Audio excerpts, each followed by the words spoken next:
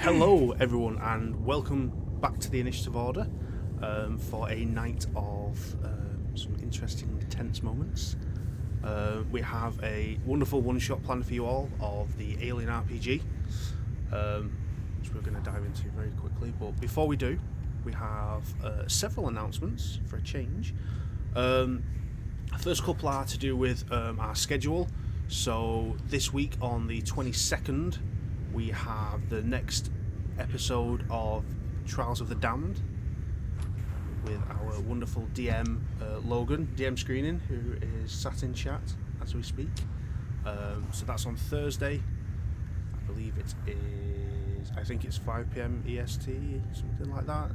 Logan will let us know. So that's next Thursday.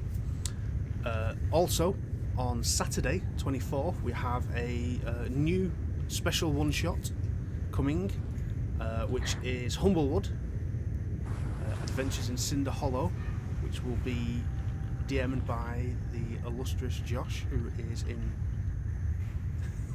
is sat calmly in the bottom corner of your screen.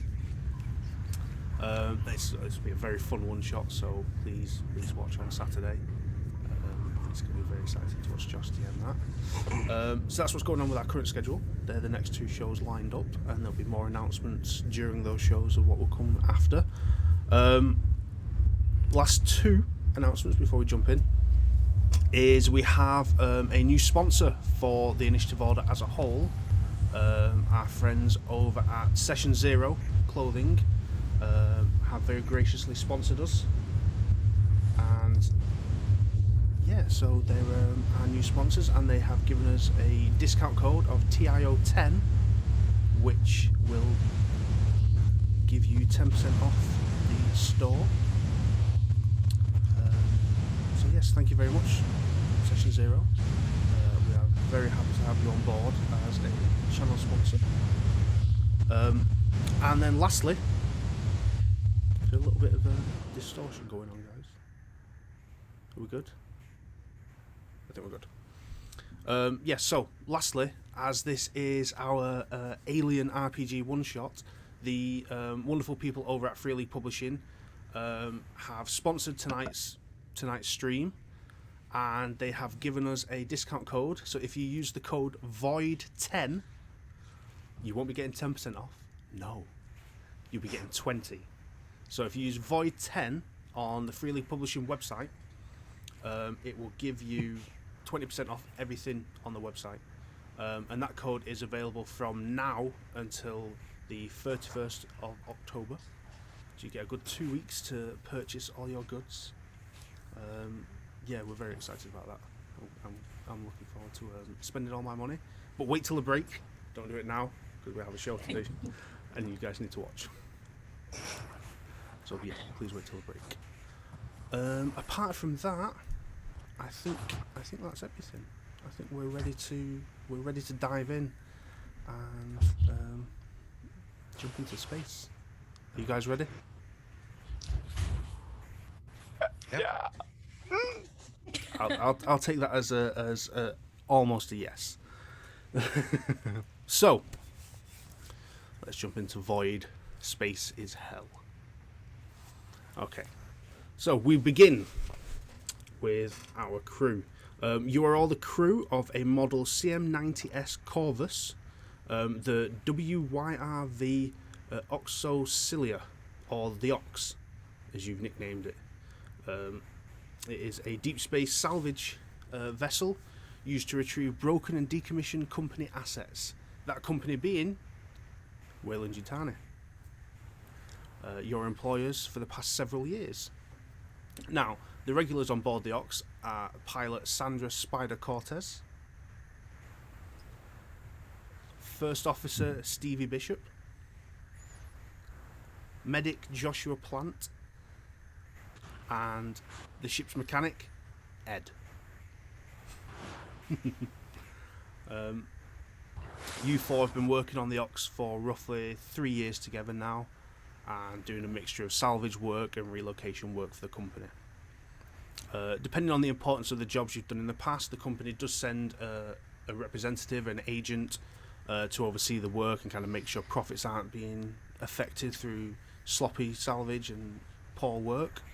And you currently have an agent on board for this job, a Norman Garrett. And that's, it's not an unusual occurrence, but there is a difference this time that's unsettled you right from the beginning of this trip. The company has sent along a Marine, Samson Graves, as a security person for Norman Garrett individually. Now, something like this happening must mean that this must be a high value salvage. It's not a regular occurrence that you have this. But yeah, so your job takes you from the comfort of the core systems out to the frontier and the wilds of space. You've been told to chart a course to the Solomons at Alpha Kali, and then further course corrections will be given once you reach your first destination. Now you plot your course and assess the time it'll take, and obviously hypersleep's clearly going to have to be utilised with the distance travelled. It's a good job Ed fixed the power conversion coils in the sleeping bay before you set off, otherwise it'd be a long trip. The course to Alpha Kali will take about 200 days at fast and light speed travel, and Mother 6000, your supercomputer on board, has indicated that hypersleep for about 198 days should allow for the course corrections to be plotted, and the crew yourselves to adjust to the post-hypersleep conditions and atmosphere. You set off on your journey, and following a day of checks you all settle down for the long sleep, and Mother will take care of you. So, you're all asleep. The end. No. After a bit of time, enjoying some nice dreams, relaxing in your pods, I need everyone but Sandra to make me a strength stamina roll. Let's start this now. Okay, wow. So, how do we do this? So roll your base dice, a number of dice equal to your strength and your stamina, apart from Sandra. I got a success. Same. No successes for me. Nope. We're not used to the ship. No, I don't have any successes either. But I do have one. That's fine. There's no stress dice involved Okay. yet. Okay. So who succeeded? Okay, the medic and the first officer. Okay, thank you. Sandra, you slowly rouse from a calming, relaxing sleep, one you've had many times before. The usual sickness of hypersleep no longer affecting you as you come round in your sleep pod. You hear the gentle click as the shell opens to allow you to sit up and exit. You do. You get up. You feel that kind of stretch you need, and you kind of look round as the rest of the sleep pods open and everyone's roused and slowly coming round. You see Stevie and Joshua wake up and kind of do a very similar. They get up and start stretching. Panning to your left, you see Norman, Samson, and Ed bolt upright and projectile vomit all over themselves, as they are not used to hypersleep as much as you guys are.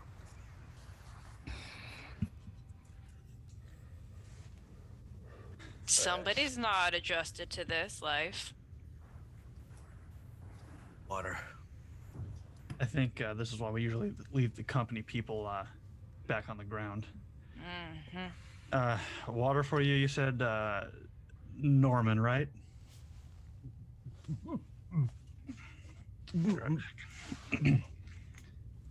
And Joshua will go and retrieve some water for everybody, enough to bring. Yeah, you jump out of your sleep pod and there's literally a couple canisters of water just on the other side, kind of prepping for this sort of situation. Alright, princess, get your water in, and we're probably gonna have to start working here. What is it exactly you needed us to do? Oh,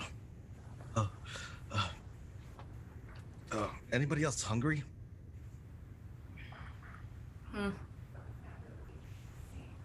Anybody? We'll get you rations soon enough. But again, we need to get work done, so what are we doing for you? Where's Sam?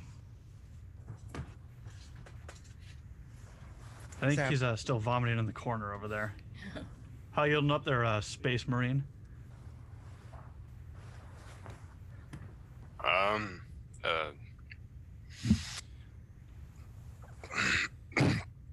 Let's just say I prefer to have my feet on the ground. Oh, Well. come here. Let me take a look at you, and I'll just do a quick examination, make sure he's didn't hit his head or anything during hypersleep. Yeah, you Try and check kinda him over and wave he's him fine. off. I'll be fine. Thank you, though. Is it normally this bad? I need to sit down for a little bit. Aw, It gets better. And you hear like Ed kind of like going off into a corner real quick, like covered in vomit because she didn't succeed at all. And just like you see her just like throw like her shirt that she was wearing like kind of like in a trash chute, just like not even caring. She disappears for a second. She'll come back with like a fresh shirt on. alright, Well- princess, we're gonna have to get you saddled up just like Ed over here. And I take a step out of the pod. I'm all but 4'10", dad bod. Has a very ornate custom suit, but the patches are definitely as if they've been freshly taken out of the little casings and placed on.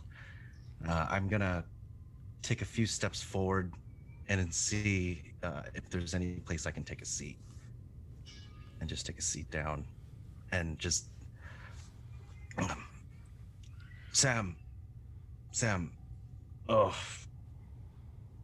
take a seat, please. Let's go ahead and go over this.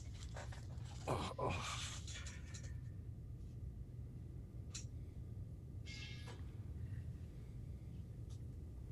And I take a couple papers out of the bag.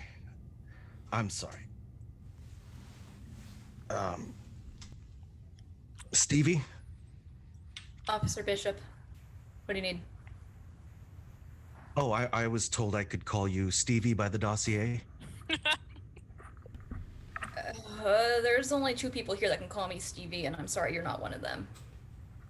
It must be that the files are not updated. You know, company, efficiency, am I right? Must be. Norman Garrett. Nice to meet you. First Officer Bishop, what can I do for you? I was told that I'm looking for a Stevie and a person also known as Spider. Huh? Spider? What can I do for you, princess? Sorry, Norman Garrett as well. Pretty sure he introduced himself as Norman. Oh, I'm sorry, Norman. Got it. Hi, Norman. Hi. I don't shake hands. Let's just say I don't like to shake hands. Understandable. According to the Weyland-Yutani protocols, an actual rest period of an hour must be given after a long rest of 100 days.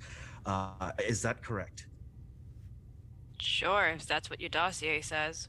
That is correct, and I just want to make sure that I'm following company protocol. I've been sent here on a very important situation, and I think for the long of the matter is that the Yutani Corps wants to make sure that we follow everything by the books. So I suggest everybody to please drop whatever you're doing and let's all just relax for an hour, if that is okay with you. Are you suggesting we don't do anything by the books? No, I'm just following what is told to me, Officer Bishop, and I would assume one that would work for the company, you would back my position in this. Is that correct? That is correct. So You're everybody, needing rations, is that right? that is correct. Rations, and I've also been, and by protocol, it's also been told that we should have water as well, and maybe something with no caffeine. Absolutely. Joshua, did you grab the water already? Yeah, I grabbed the water. I can go dig up some rations for us, and then we can all sit down for a nice hour and get acquainted for a bit. So you want me to stop doing my job and Ed over here stop doing our job and sit with you for an hour? That is according to document 45-6 of the Weyland-Yutani Protocol. After long rest and sleep, that we are not actually allowed to do any exerting force. And although that disqualifies the pilot under current conditions, it seems to be we are not under war. So I would suggest that we follow these protocols. Hey, Ed! Did you hear this? Or we don't have to do any work right now. I mean, Lordy. I don't know about you, but weren't we asleep for 100 days? Didn't we not work for quite a long time? Don't we really need to get this place in ship shop shape, you know? Yeah, but Norman over here wants us to take an hour's worth of a break. Hey, well, okay, ladies, let's think of document Frank Union 46. So, or was that right? F-U? No, that doesn't look like a document that I have references to. I must be mistaken. It's been a while, you know. 100 days in pod. Memory's hazy. Yeah, I'm pretty sure it was a Foxtrot uniform there. Okay, but when we are done taking our official rest, I need to meet with you, Captain Bishop, privately, if that's okay. So that's fine. Thank you very much. And I take a seat. Officer Bishop, could I have a word with you since we have an hour to not do anything? Rest, yeah. Absolutely. Spider. And I'll follow Spider where she goes to. I'm gonna head to the cockpit, normal procedure, just making sure everything is correct. Yep. Stevie, really, I don't get this person. Yeah, I don't know. Another company man. You know. They know the books. They don't actually know what happens here. He's just gonna slow us down, but Evidently. yeah. I mean, I just want to be a bit more careful this time. Last time, well, you know. We're a little reckless. That's a good word for it. Yeah. You know me, always reckless. Well, listen, I'm not taking orders from Princess or Samson over there. So you tell me if you're gonna follow along and play by the books with Princess over there, I'll follow you. But the minute that you put your foot down, I'm out. Sounds good. Let's follow the book for now. If he starts pushing it too hard, though. Roger that. I'm gonna set up a procedure over here and I'll be back. Perfect. I'm gonna go check on Ed. As they're up in the cockpit, I just want to go over and sit down next to Norman here. So sorry about that. Mr. Garrett, was it? Yes, Norman Garrett. Nice to meet you. Good to meet you. Dr. Joshua Plant. Nice to meet you, Josh. Sorry, those two can be a bit intense and a little cranky after a long nap. You'll get used to them, though. I hope so. This is... Look, my supervisors told me that they want me to observe the entire overtaking of this session. This is my first operation. I just want to make sure I'm doing everything by the books. Certainly not. I can completely respect that. We've had a couple company gentlemen like yourself accompanying us on these trips. It is a bit odd. I do have to ask, is there a reason they sent a this armed individual with you? Normally, well, truthfully, I'm up for director promotion by the end of the quarter, and I asked if I may use the enforcement by the directors. Typically, what they do is they allow a cadre of space marine or colonial marines to come, but since I'm only going into the position, they only allowed one, and they're here to make sure that things are safely managed as well. Good enough explanation for me, I suppose. I don't ask questions, I just fix boo-boos. And I will go over to the corner and get another canister of water. And as I'm over there, Josh is going to secretly reach into his pocket, kind of facing the corner, and pull out a little bottle. And just replaces the bottle back in his pocket. Hey, Ed, how you holding up over there? You see Ed, she's 5'11", has very messy brown hair. It's always pulled back in some sort of like ship-shape way. She's got her hands in kind of her pockets right now, just like sitting up against the wall, like kind of like weirdly looking around, not sure what to do because she's not used to standing still. So she kind of just like, I mean, I feel better now, which is good, but normally I just like to get to work after sleep for a long time, and I feel weird just standing here. It's like my body on the inside just wants to like to go, and I can't, and I'm fine. How are you? Not bad, a little thrown off by big gun toting guy over there, but What the fuck is that about? apparently this company guy's up for some kind of promotion or something, and they wanted safety protocols to be followed. Who knows? Here, drink some water though, and I'll hand Ed some of the water. I appreciate it. Where are you guys from?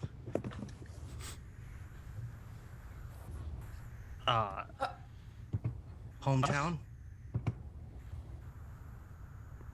Yeah, Earth. Earth. I went to the University of Nebraska. I don't know if anybody here is a fan. How about you? You're a mechanic? Yeah, grew up in New York, family trade, learned how to work on cars, then decided to work on planes, and then decided to go larger and larger and larger and larger, and found myself on a ship. Now here I am. And I how long have you been with Wayland Yutani? Jesus, 3 years now. 3 years. 3 Yeah. years. And I'm sorry, Ed, Ed, that is what your friends call you? Yeah. Yep. I just wanted to let you know that according to my performance documentations here, you've done amazing on all of your specification checks in the last year. Is that correct? I would say so. I don't think I've had a problem in quite a long time, but yeah, that's neat. All I know is it's being overseen and recognized because I remember seeing your portfolio in the office. Yeah, just I'd love to see your work sometime if you ever get the chance. Well, as soon as we're allowed back to work, stop by any time. You want to see some parts move? I don't know much complexity of it. I figured, what better place to learn from such things with a person such as you that has kept up with the performance checks every month and not out of all of the mechanics on the dossier, you're the only one to do it. I don't like to stand still, to be fairly honest. So if it needs to get done, I do it. Sometimes I undo it, then redo it, then undo it and redo it again because there's nothing else to do, but I do it. Well, I just want you to know that you're being very much recognized by the company, and I hope that we have some time after the mandatory rest. And I know it's a hard thing, but once once we probably get a good meal in us, because I've also been told that that helps with the nausea. I'd love to have a chance just to chat with you. For sure. Like I said, stop by any time. I'm either working or occasionally not working, but mostly working. Understood. Understood. And where are you from, Doctor?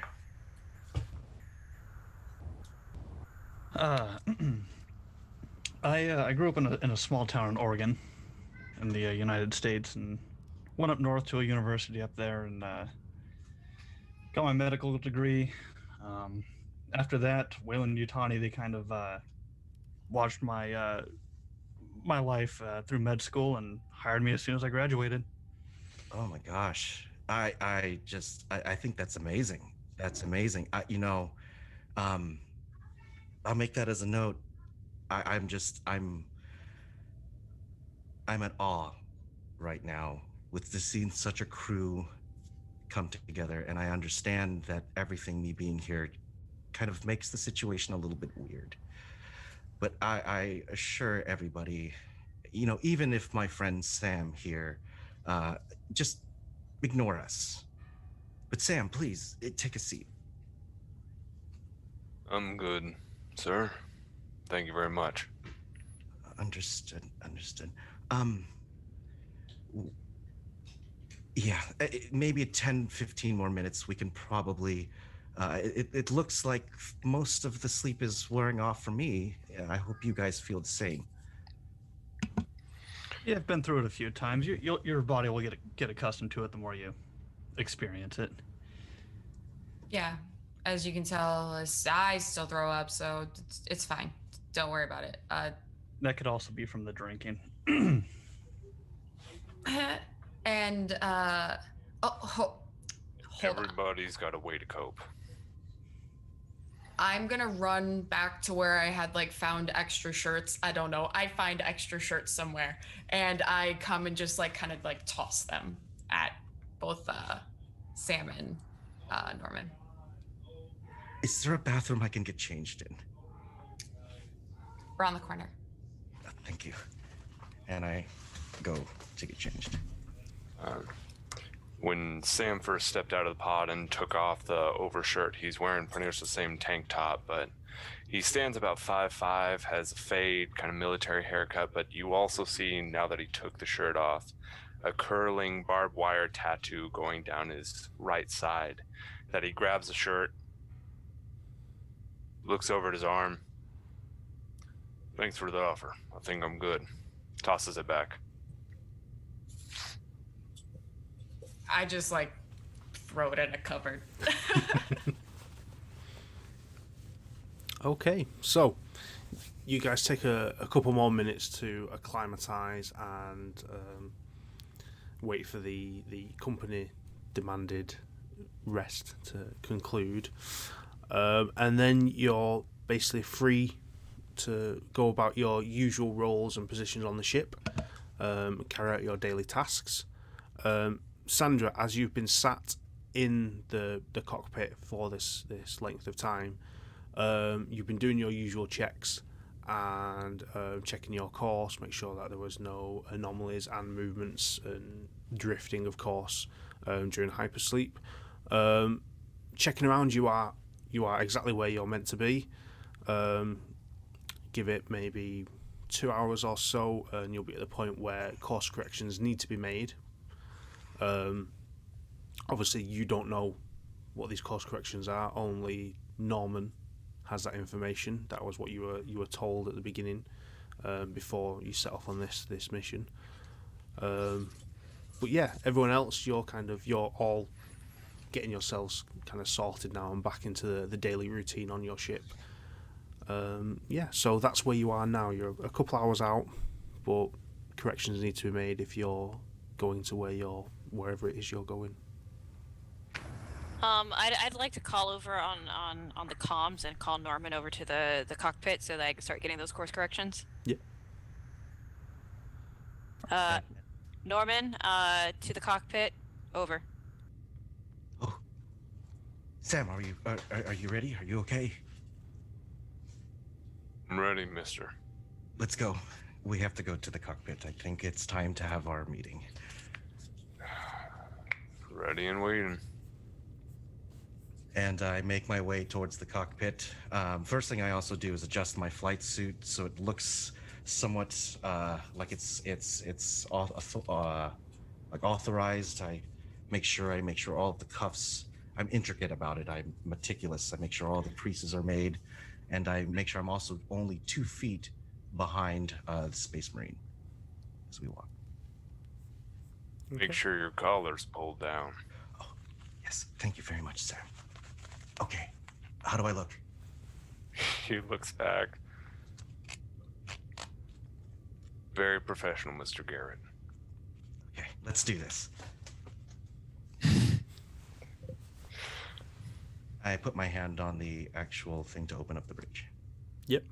So you make your way from the little rest area you're at near the sleeping bay, and make your way up to the bridge and the cockpit of the ship. Takes you a couple of minutes.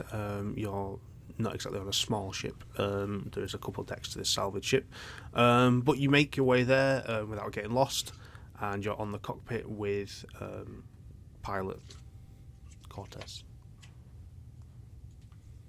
Sir, I heard that I am in need of course correction from you. I was told that I would be able to speak to the captain of the ship. I see. Yes, if you want the captain, I can certainly call for her. That would be the most appropriate in this For course them. correction. Understood. Let me grab them. One moment, please. I'm going to call over to the comms and Officer Bishop to the cockpit. Officer Bishop to the cockpit. Over. And Stevie will head in that direction. Hey, Spider, what's up? Oh, Mr. Garrett? Apparently, Norman here doesn't want to give the course correction to me because they said that they wanted to speak to the captain. So, by all means, captain. Thank you, Spider. Well, Mr. Garrett, what are you needing from me? Stevie, I was wondering if you had an office we may speak privately. There's an extra room around the corner from here. I'll be right back, Spider. Sam, if you don't mind, I think I can. I'll be right back as well. Sure, sir. And I kind of look at. Officer Bishop and just. Yeah, I think I'm fine. Perfect. Just follow me, and she'll take her office around the corner, saying, please, have a seat. There's a chair over there. And I take a seat. Sorry, I don't. I'm. It's not under typical situations, but according to this information that I wanted to talk to you about, normally we don't speak to pilots about this. I assume you have a friendship, but that's obviously something that Weyland-Yutani is not going to see with this information. No, that's fair. Well, I assure you that Pilot Cortez has my complete faith. A West Point grad, she is. I believe so. You'll want to talk with her more about that. How long have you known? You call her Spider. Spider, yes. How long have you known Spider? About 3 years. 3 years. Oh, that's interesting. Okay. The only reason I ask is because top secret clearance typically is given to somebody at the 3-year level, but I understand if she's got your full faith. I need to understand, though, that what I'm going to disclose to you will not be shared with the rest of the crew. Of course. We'll stay between you and me. I was to believe that Weyland-Yutani gave you orders that we would be touching down somewhere close to here. I was not given the coordinates, though. That there would be some contact with another vessel, unless I was to believe that was wrong. Last I was informed, this is a regular salvage job for us, but if I heard correctly, we're looking for course corrections at this point. The reason why I ask is I understand by your current course corrections, what day are we supposed to be there? And in the next cycles, how many cycles are we supposed to be at the salvage? Oh, I'm goodness. asking. Sure. And Game Master, may I ask you the answer to that question?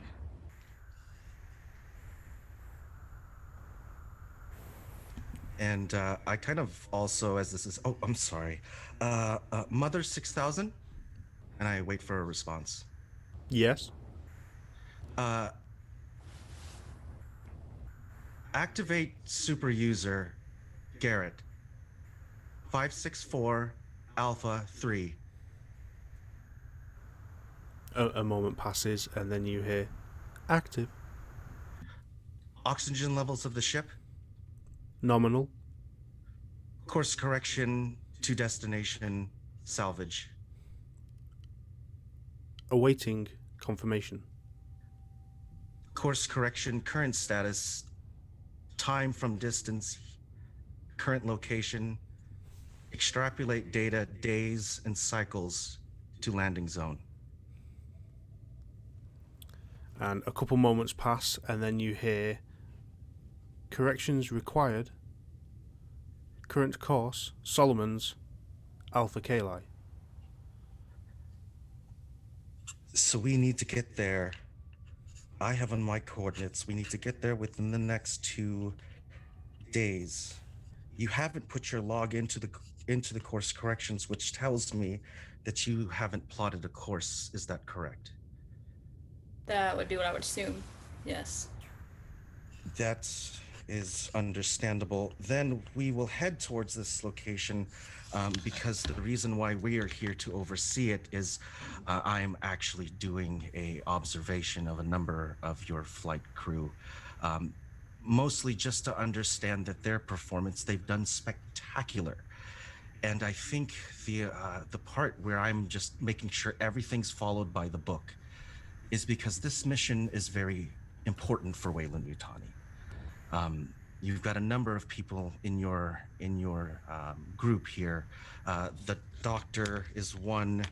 Ed is actually up for possible movement to another salvation shore or salvation ship. She's up for promotion. I'm very glad to hear that. It's fantastic. I'd be sad to see her go, but and also the one known as Spider, depending on performance, she is also up for promotion. another well-deserved.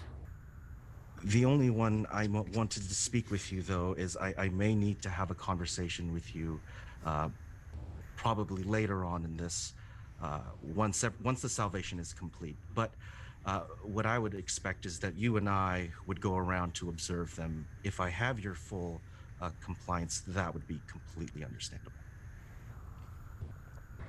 You will need me to be watching with you, or is your companion going to be assisting you in this? Well, he's going to come with us to observe everything, but I figured this is your crew.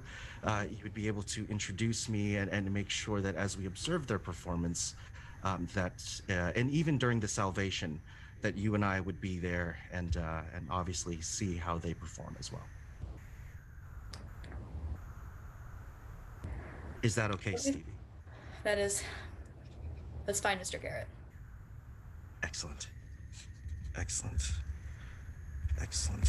And I kind of sign everything and I go, then I give you these coordinates, and if you don't mind, if I can have just a couple of minutes alone with, this is a different clearance.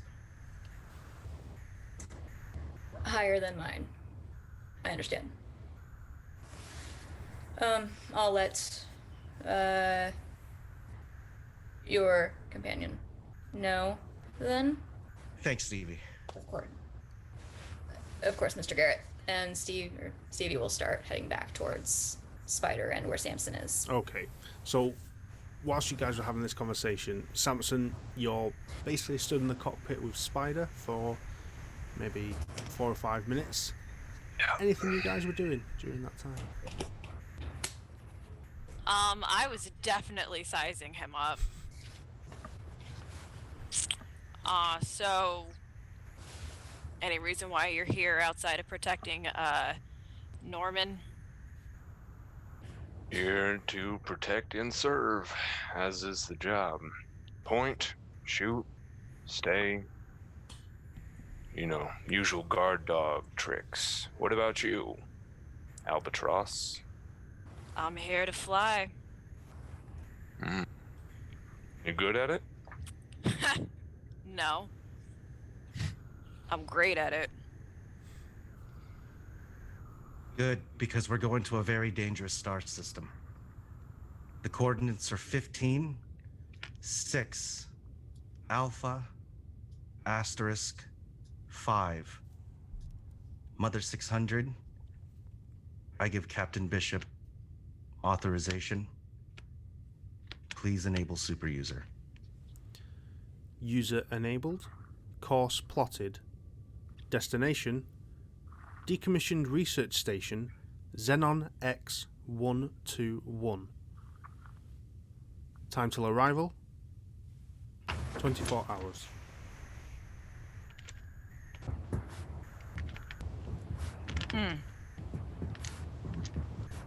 Thank you. Let's see if you're not all talk then. Well, then I guess I should get myself to work. I mean, unless you wanted to protect and serve while I was piloting here. No, please. Some of us are used to the hurry up and wait of actual service. Oh. You know, you think you got me figured out, but I used to protect and serve myself. Righteous. To know, Miss Officer. Spider. Oh, Officer Cortez to you, yes. Officer Cortez. Now, if you don't mind, I have work to do here. Please, let me be your guest. As he flips around his knife and puts it back into his trousers. Men.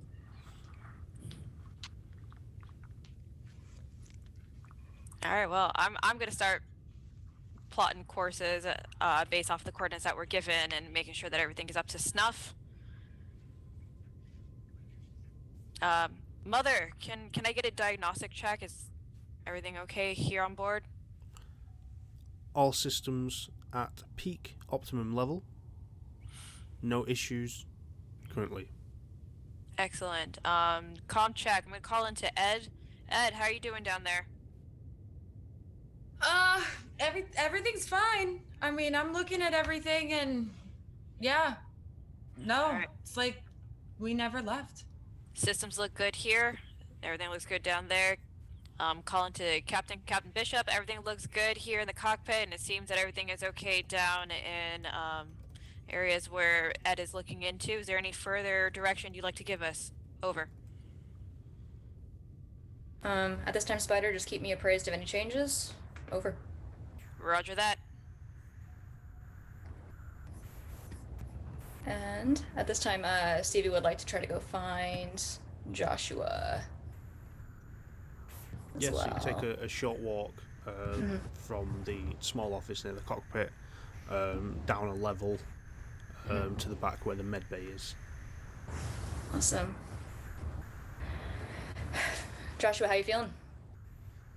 Oh, Officer Bishop. Not too bad. Yourself? Oh, good. Spry. You know. You so look much it. sleep. You been speaking with our guests at all? Little bit. Company man seems like a bit of a narc, but I mean, guess that's what you do when you got the whole company shoved up your ass. I mean, right. What are your opinions on him? I mean, does he seem straightforward? What's the deal here? Why are they with us? Something a bit above, above our clearance, from my understanding. But Spider's got the coordinates at this point. Should be there in about 24 hours. Personally, she kind of looks around, lowers her voice. Or sorry, they look around, lower their voice. I don't buy it. The attitude. So, and me and you. Yes. Say one of them gets stabbed. Do you want me to just let them kind of bleed out there, or do you want me to actually... Oh my gosh. You always take things way, way too far, too seriously. Okay, here we go with this again. What am I wrong? I'm saying the guy's maybe a little, weird, and suddenly you go to stabbing. We're all a little You bit are a medical weird. Have you professional, met man. Spider? What? I said we're all a little bit weird down here. Have you met Spider? Hey, back off, Spider. Hey, look, I love Cortez. She's great. Absolutely, Best she damn is. pilot that we've ever hired. I'm just saying, might be a couple little screws loose up there. Hey, I would be keeping kind of patting at her pocket where she sees his bills. I'd be keeping some things in mind before you start talking about other people. Got it, Plant? Whatever you say, Officer Bishop. Okay, well, if anything I can help with, let me know. And I'll just be in here taking inventory until we get there, so enjoy yourself. Yes, enjoy the paperwork and all the meds, and Stevie will just start perusing, doing rounds. And as they leave the med bay, Josh will reach back into his flight suit, pull out that bottle again. Just pop a couple. Oh, fucking hell. Okay, so now you have your coordinates and the destination you are heading to. You have 24 hours until arrival. Now you can use this time to go about your normal tasks. Ed, you can carry on with routine maintenance. Joshua, you can check your supplies and continue popping your pills. You all have the option to do your normal stuff. Is there anything specific you want to do within this 24-hour period before we jump ahead? Stevie will kind of start going around and do the formal introductions with Mr. Garrett and the rest of the crew. Just kind of giving him an overview, layout of the ship if he's not familiar with it. Okay. Perfect. But go ahead. I was gonna say, Officer Cortez is literally seen lighting up a stogie, kind of like hitting her, like moving her little dinosaurs around on the cockpit, and just kind of just going into cruise control there, just laying back.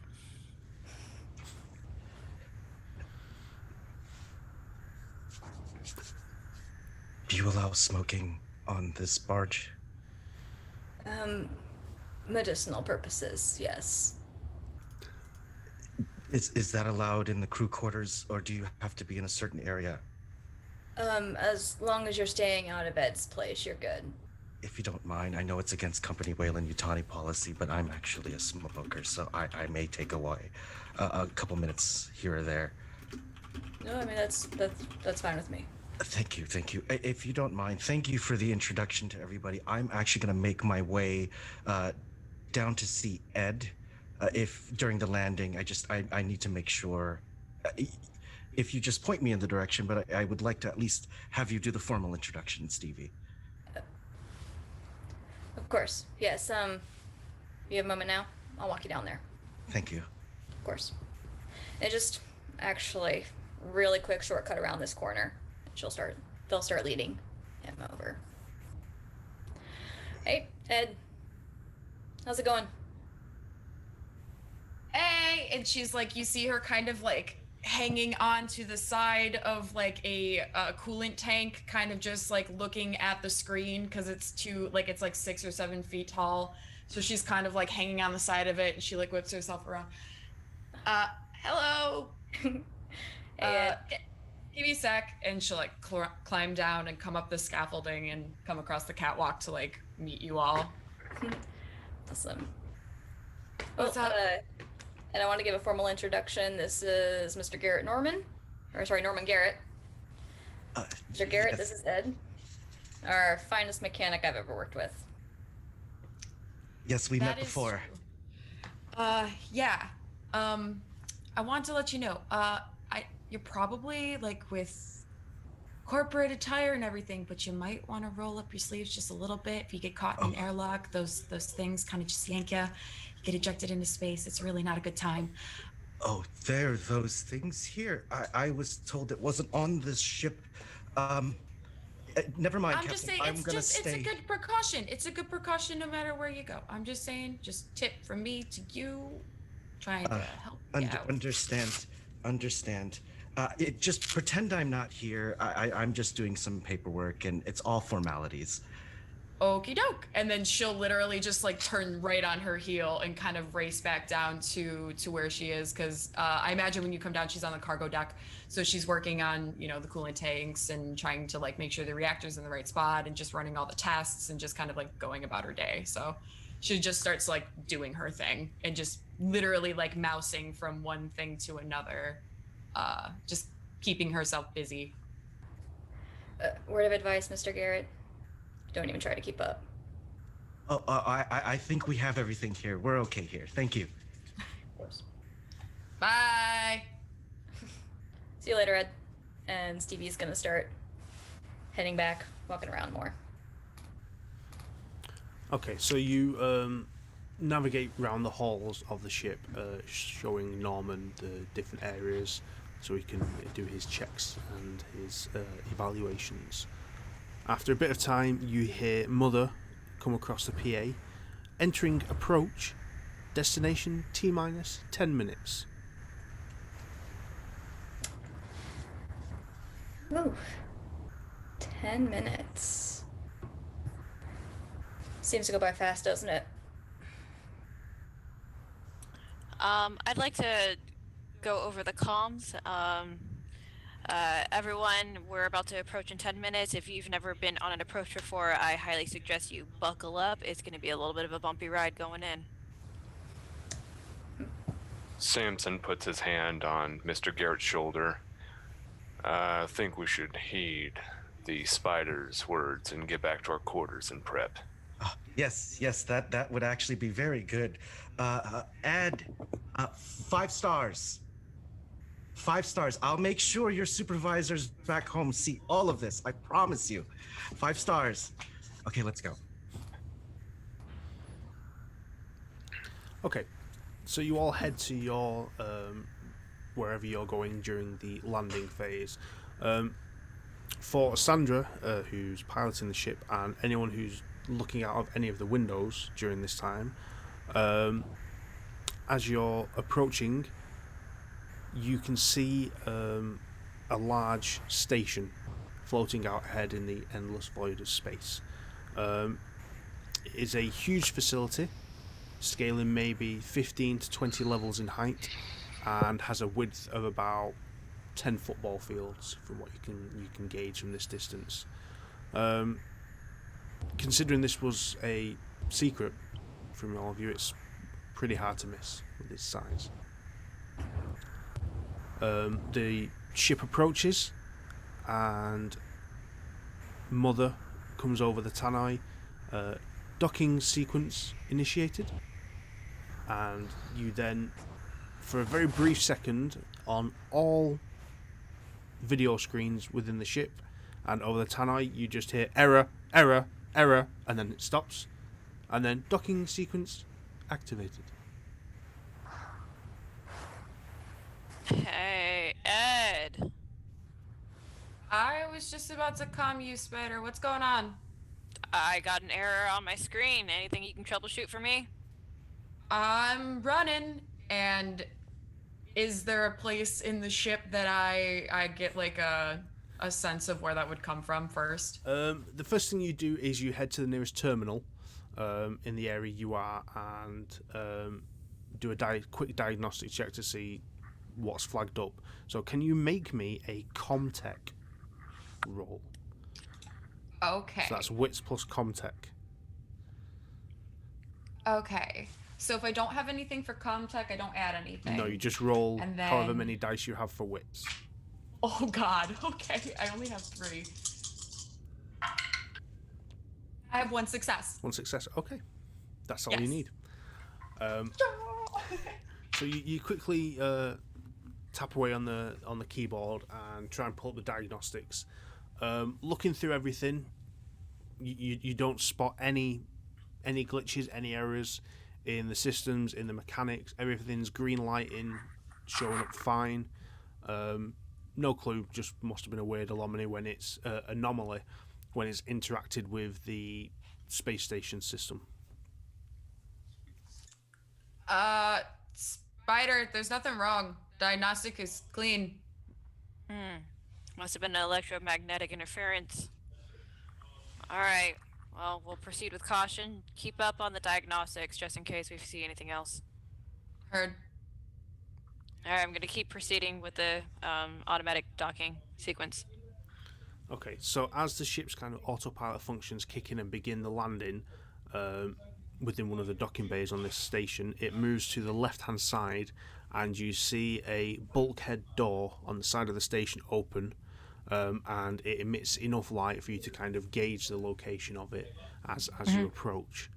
The ship rears round, and on a sideward trajectory, my tongue twisted then, it enters the docking bay of the ship, of the station. The ship comes in, slowly settles, lands, no issues. Good. And after a couple moments, you see the outer bulkhead door of the station close. And then you hear some hissing sounds outside. And then you hear over the Tanai Mother lets you know that oxygen levels have increased to a safe level, and it is now safe to exit the ship. All right, I'm going to relay the message to the captain. Captain, everything is safe. Oxygen levels are correct. How would you like to proceed? Over. Beautiful. Standard procedure. Let's go ahead and get started moving in. Over. Roger that. Okay. Well, Mr. Garrett, are you going to be joining us today? Yes. Can I give Officer Cortez my own personal thank you? That was an amazing landing. Please go right ahead. I'm sure she'd appreciate to hear that. Excellent. After you. Okay. And they will lead over to Spider. Officer Cortez, what an amazing landing. This is, man, I'd like to just shake your hand. 1 second. She puts on a glove real quick. See, it's not that hard. Wow. I just want to make sure that your officer logs, you've logged everything, that's correct? Usually. Perfect. 5 stars. Thank you. And I just go back to the crew quarters. Yes, I will be joining with you if you don't mind. Not at all. You're more than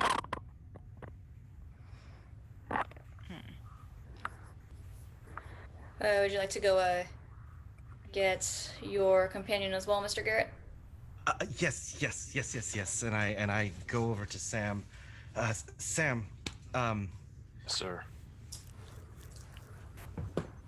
if you don't mind, if I can have about 2 minutes with you before we go towards they go on the salvage. I've got a couple pieces of information but I need to share with you. Anything you need, Mr. Garrett. And if there's a room we can kind of take a sidestep to, I'll push him over there.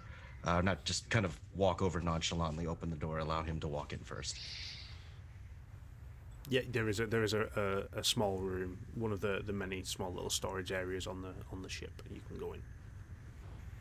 And I open one of the offices. Mother 600. Yes. Record the next 1 minute. Camera systems, captain's quarters, log. Make sure you take note of the meeting that occurred, I would say, before we had landed. Also, please send recording of flight log and landing. And I take a seat with Sam. Sam, when we go on this salvation, if you don't mind, I'll be with the captain. It's very important that once we make sure that we secure the goods down there, I'm going to need to make sure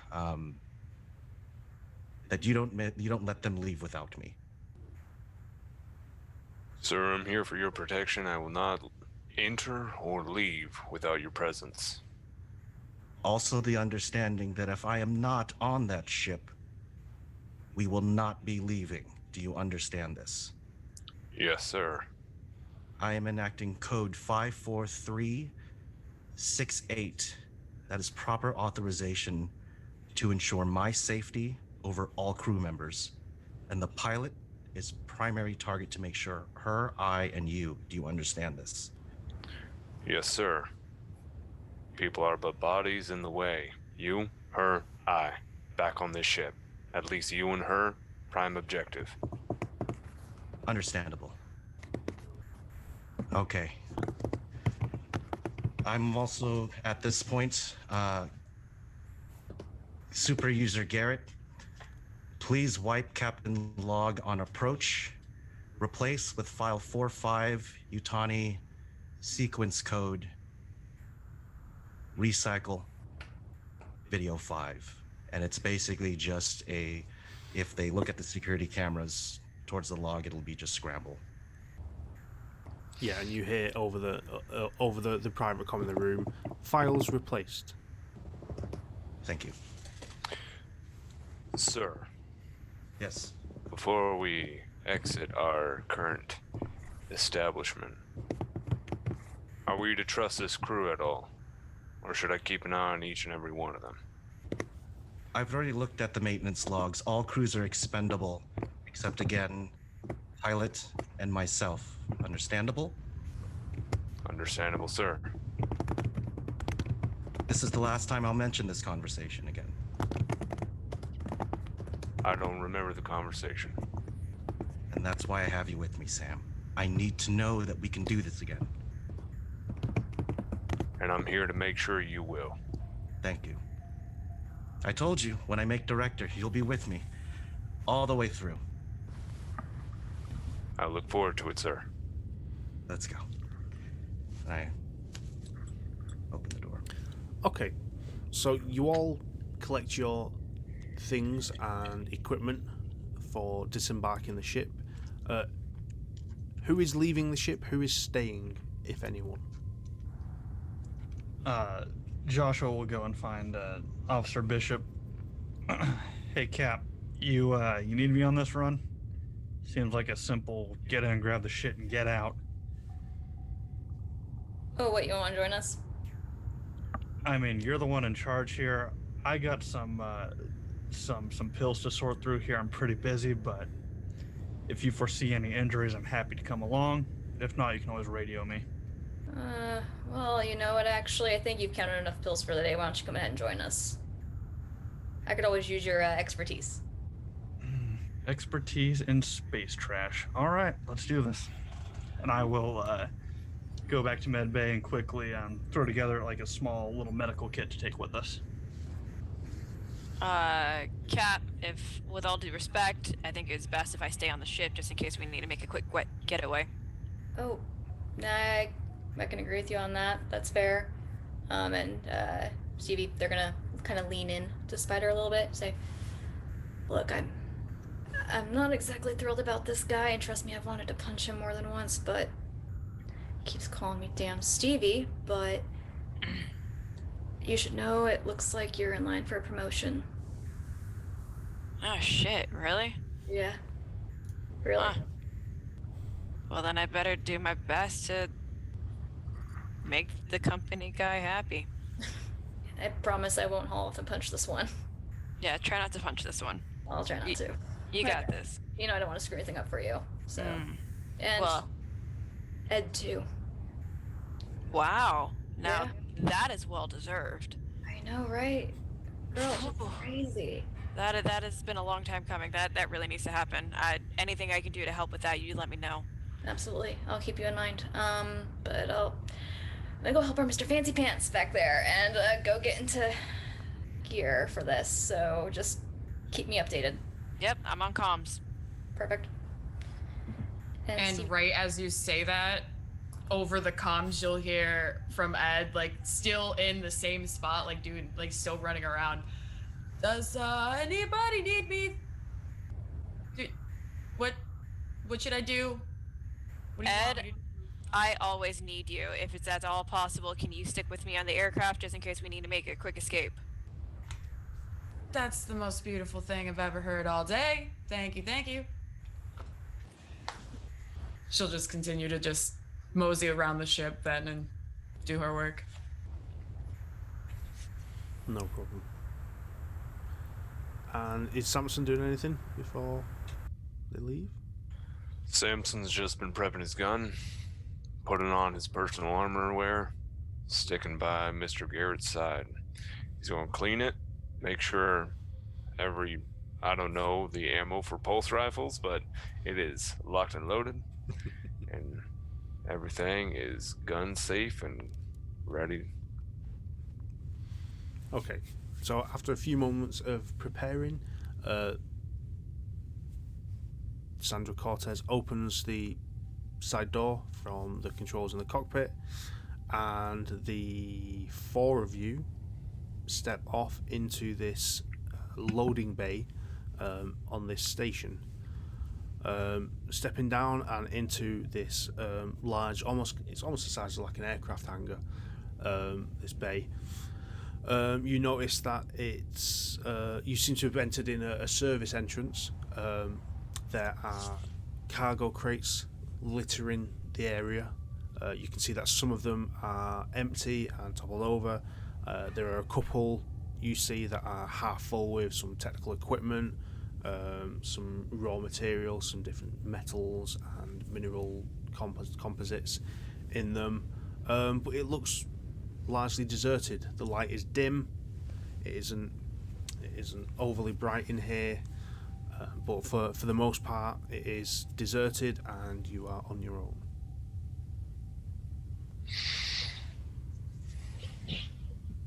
Joshua will once again reach into his suit and pull out that bottle and pop a couple more pills. Mm-hmm. Is that something any of us Yes, do you do it quietly? As quietly as I can, yes. Okay. No problem. If anyone wants to make an observation check to spot him popping pills for the umpteenth time, you can. Yeah. Observation. Oh no. No success here. Hey, one success.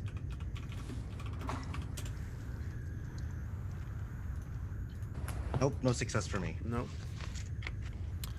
Well, Stevie and Samson both see him kind of turn and quietly pop these pills.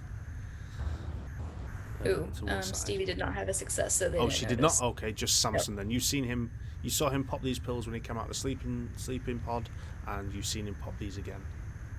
Noted. Radio check, radio check. Captain Bishop, radio check. Stevie. Yes, Mr. Garrett? Stevie. Mr. Garrett? Stevie. Mr. Garrett, do you have something you'd like to say, or are you done checking that? Sam, it doesn't seem that my radio is working. You can't hear anything from it? No. I'd like to pick it up and check to see if it's on the right channel. Yeah, you look it over, and it appears to be on the right channel. He's just got the volume turned down. Sir, no, you had it all right, and I would like to try and definitely turn it to the volume up and hand it back. Try one more time, sir. Doctor. Joshua? Yes, this is Dr. Plant. Perfect. The company's radio works. Just wanted to make sure. Great.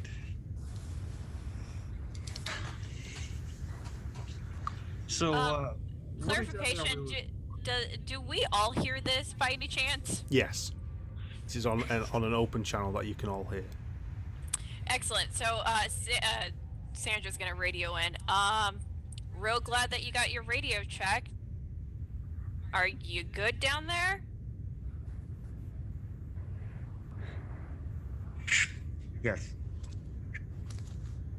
Just so you know, you're supposed to hold on to the button when you speak so it doesn't cut you off. Sorry.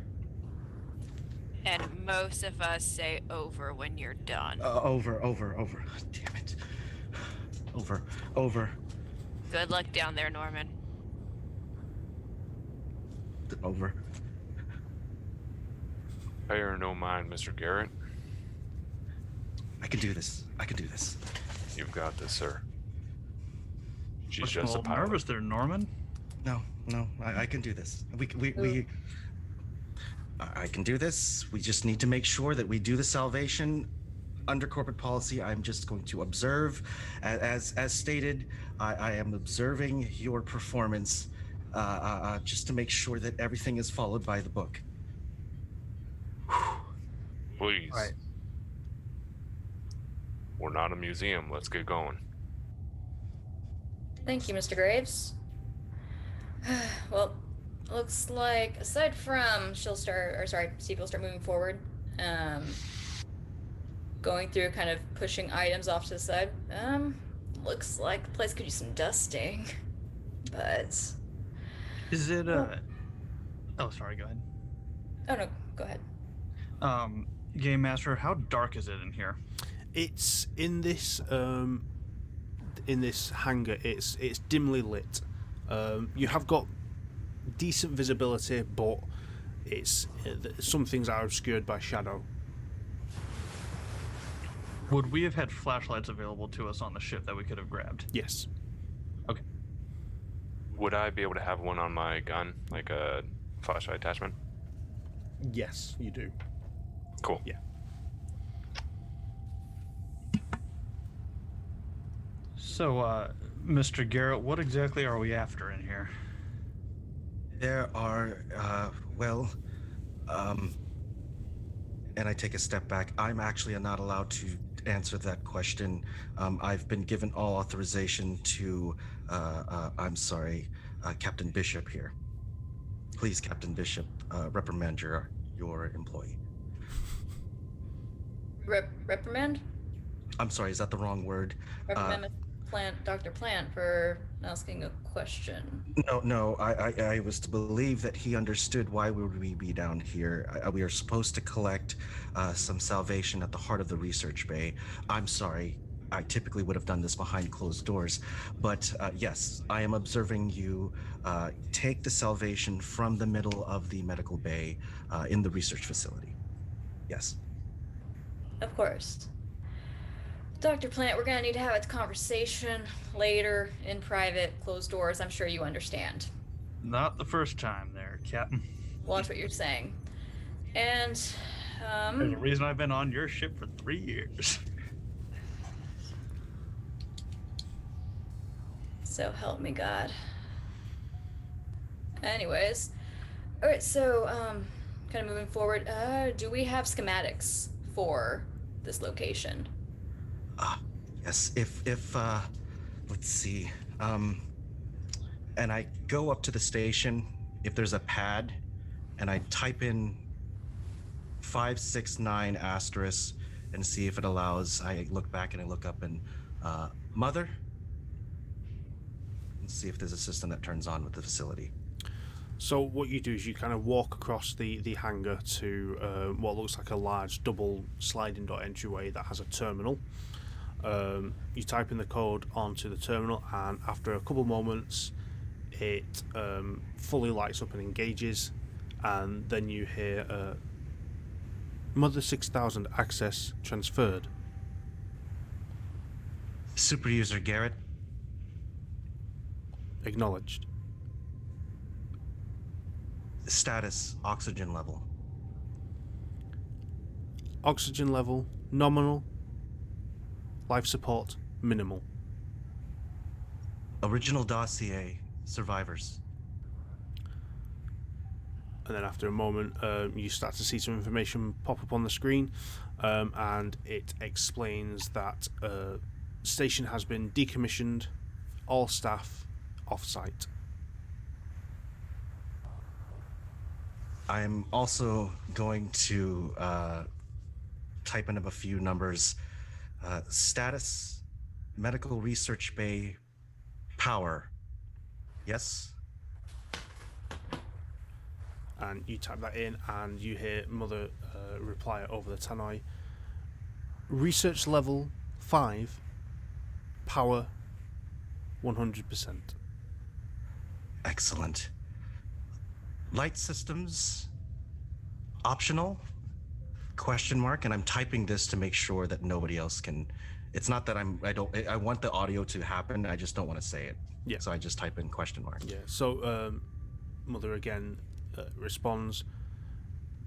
Power saving mode enabled. Lighting at minimal brightness. Good. Light track, direction towards entrance, towards research bay. And you get on the screen, you get a blueprint of the station come up, and you can see that, looking at that, the station is 17 levels in total. And can you roll for me, please? Sure. A Comtech. Contact. Okay, so my contact is 5, And plus your my wits. wits is 5. So you roll 10 dice. Okay. 1, 2, 3, 4, 5, 6, 7, 8, 9, 10. Ooh, 3 successes. 3 successes. Yes. So I will say, because you rolled above a single success, you can perform a stunt if you want, using that. So a stunts for Comtech would be you can gain a +1 modifier to a later skill roll relating to this. You don't need to roll to overcome the exact same challenge in the future. You do it quickly in half the time it would normally take. You get new and unexpected information. You hide your tracks or you show off. So what I want to do is probably save it for later. If I'm able to light the path lights again without typing in a code, that would be perfect. Yeah, okay. We'll Okay. do that. Just remind me during that situation. I'll call it path lights. Yeah, so you get the schematics up, and on the schematics it shows you a direct route, which is down the end of the adjacent corridor. Take a left, and then there is a set of elevators that will take you from the 12th level, which you're on, up to the 5th. Captain Bishop, by all means, these are according to the dossier, I'm going to take a step back now, if you don't mind. Don't mind at all. Thank you, Mr. Garrett. Plant, Graves, you want to follow me? And Stevie will begin walking forward, following the path that was lit. Yep. So you guys head along. Again, this place appears to be deserted. You head along the corridor and make your way following the low-lit path on the floor to the elevator. You get to the elevator, press a button on the wall. A few seconds pass, nothing happens. And then you hear a gentle ding. And then the doors very slowly open. And you have a dimly lit elevator in front of you. Perfect. Steve will go ahead and they'll step inside the elevator, kind of looking around as they're doing so, just to see anything unusual.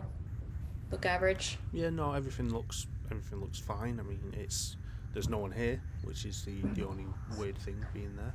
But it looks fine. It appears to be just a standard station from what you know through previous experience. Good. Yeah, and obviously to get to where you're going, you need to go to level 5. Perfect. Okay. Please come on in. And once they're in, Stevie will start pressing the buttons to get to level 5. Mm-hmm. I walk in. And sorry, what level are we on again? 12. 12. Not that I don't trust our power, but from the slow gauge that those doors open, do we know if this place has any stairs? Excellent point. Well, typically some of them do, my experience. Might just need to find where they're at. Did the dossier reveal anything like that, Mr. Garrett? I mean, Sam, the power's at 100%. What's the worst that can happen? Is there We've any got wood power. around? Say again. Is there any sort of wood around? The only wood you've seen is some of the cargo crates in the loading bay. Damn. Okay. If there's anything I've learned in my years as a soldier, never say what could go wrong. Oh, Sam, you worried about things too much. Let's just get this over with. I'm sorry, Captain Bishop. He normally is. He's a great guy. I believe it. It's fine. I take no offense. But, do you gentlemen want to start looking for some stairs, or do you want to come on into the elevator?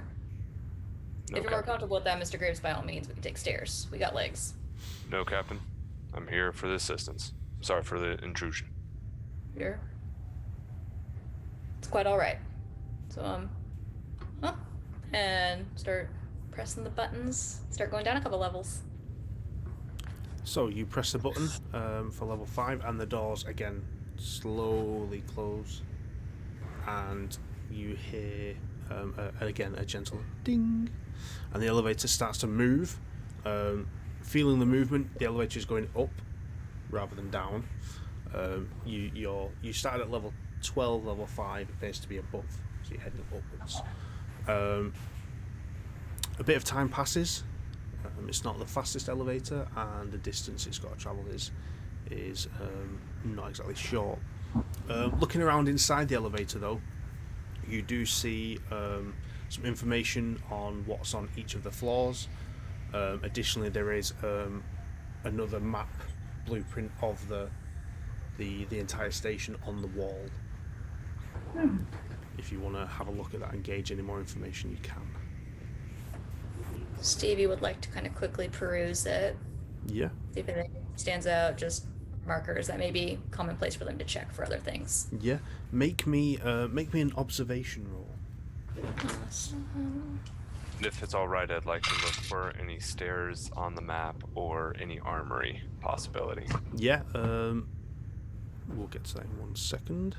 What did Awesome, Stevie and get? 1 success. 1 success. Okay.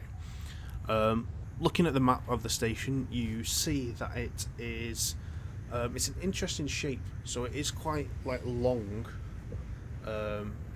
in shape and size, but the center of the station, as you look at it from the outside, bows in the middle externally, and then when you actually look at the breakdown of each levels, there appears to be a void in the center of the station. The void is 5 levels in height and similar in diameter, and it's just the way the layer breakdown is for each level. It's just a weird full kind of sphere in the center of the station that is just, it's blank. Interesting. Have we seen anything like that on prior salvages? No. Hey, Plant. Yes, Captain. And they'll kind of just start tapping on the area. It's kind of weird, don't you think? It is a bit odd, but I mean, kind of gesturing towards Norman, trying not to ask a lot of questions while this guy's around. I don't want to get too many talking tos. I can hear Out of that. Oh, I'm glad, sir. Thank you, Mr. Garrett. Captain, and I understand if this gets me another talking to, do we know why this place was abandoned? How long it's been abandoned? Oh, that's an excellent question. Game Master, aside from it being just listed as decommissioned, was there any additional information that was provided to us about the circumstances? To you, no. Okay. I will leave that there. Samson, whilst you're perusing the map, you do see on the 8th level that there is an armory. But looking for stairs, you don't actually see anything listed as a stairwell. but you do see that there are plenty of service hatches and access ways, so more like low-lying tunnels, corridors, chutes that have ladders to gain between chutes and ladders, to get between levels and such. So there are like service tunnels within the station, as well as a large ventilation system. Perfect. Thank you. Well, plant aside from it being just decommissioned location, I wasn't given any further information on it. For all we know, they could have just moved on to bigger and better. But it seems right now, place seems to be working okay, at least for our purposes. I mean, who'd want to abandon this paradise? I mean, look at it, just a giant hole. Magnificent design, truly. Mm-hmm. Yes, Mind-blowing stuff here. absolutely. Mr. Garrett, if you don't mind me asking, question.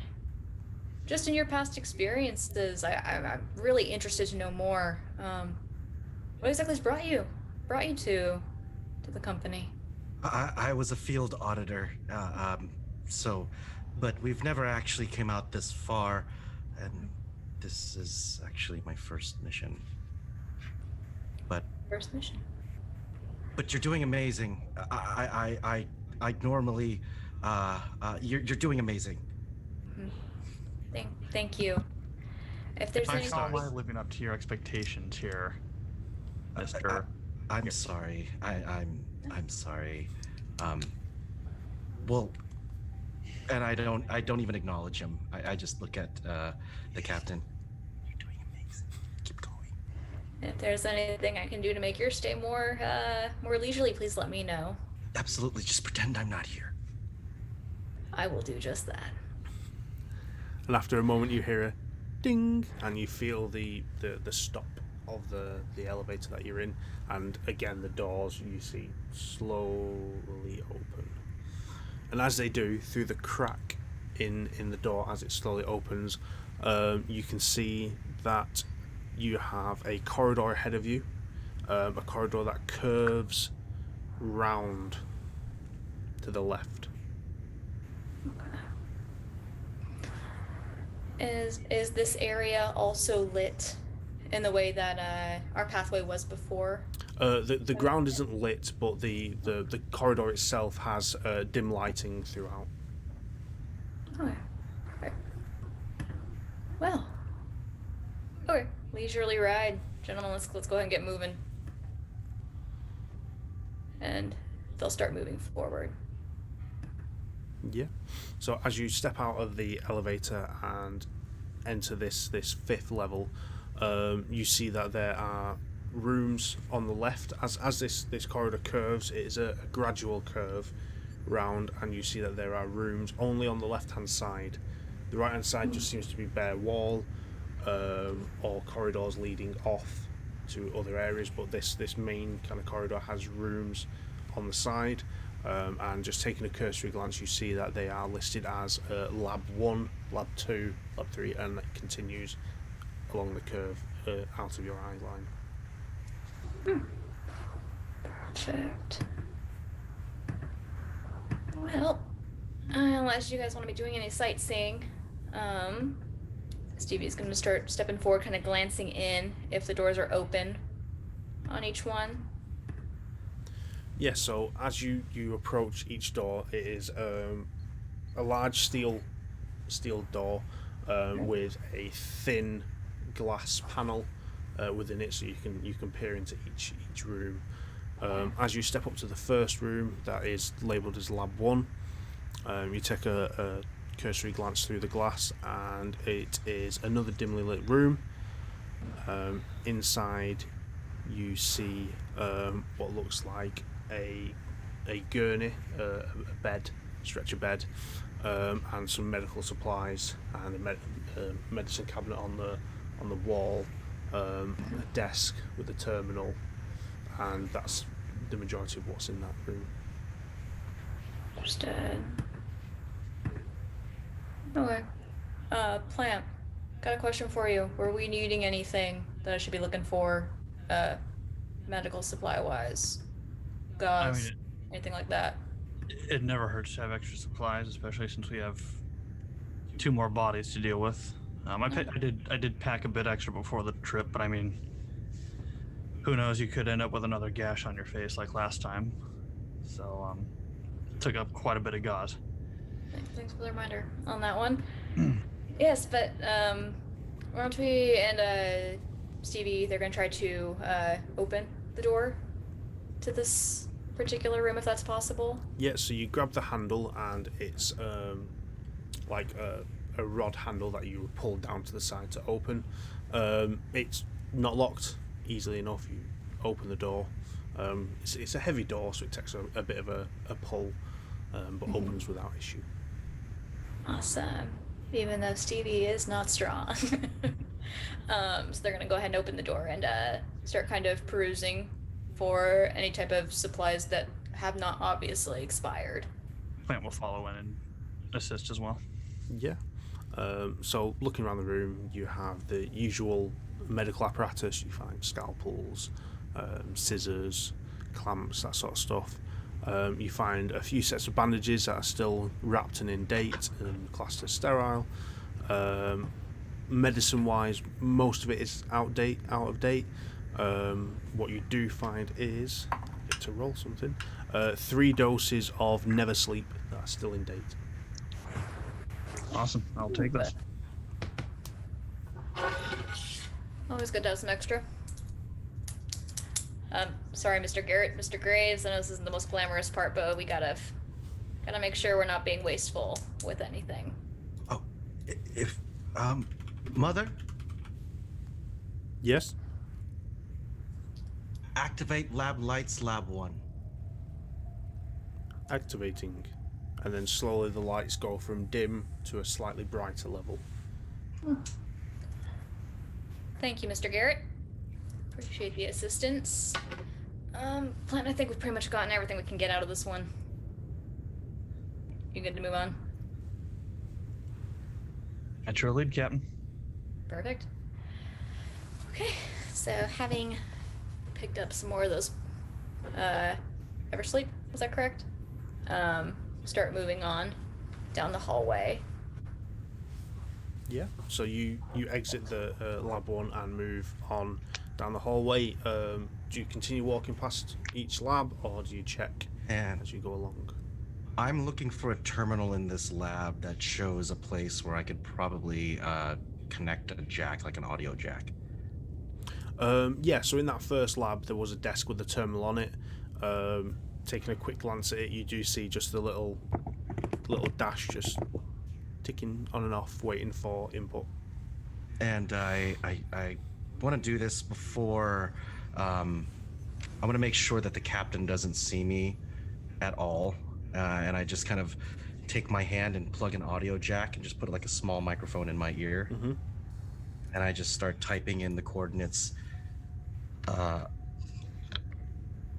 or the numbers X2121-335, and I look around and I go B as in Bravo, E, T, A as in Alpha. Super user Garrett.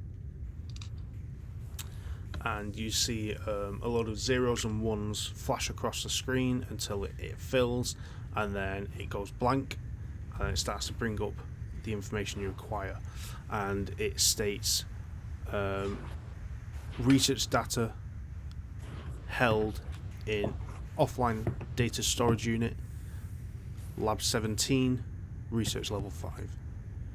Location? Lab 17, research level 5. Yes. I am going to,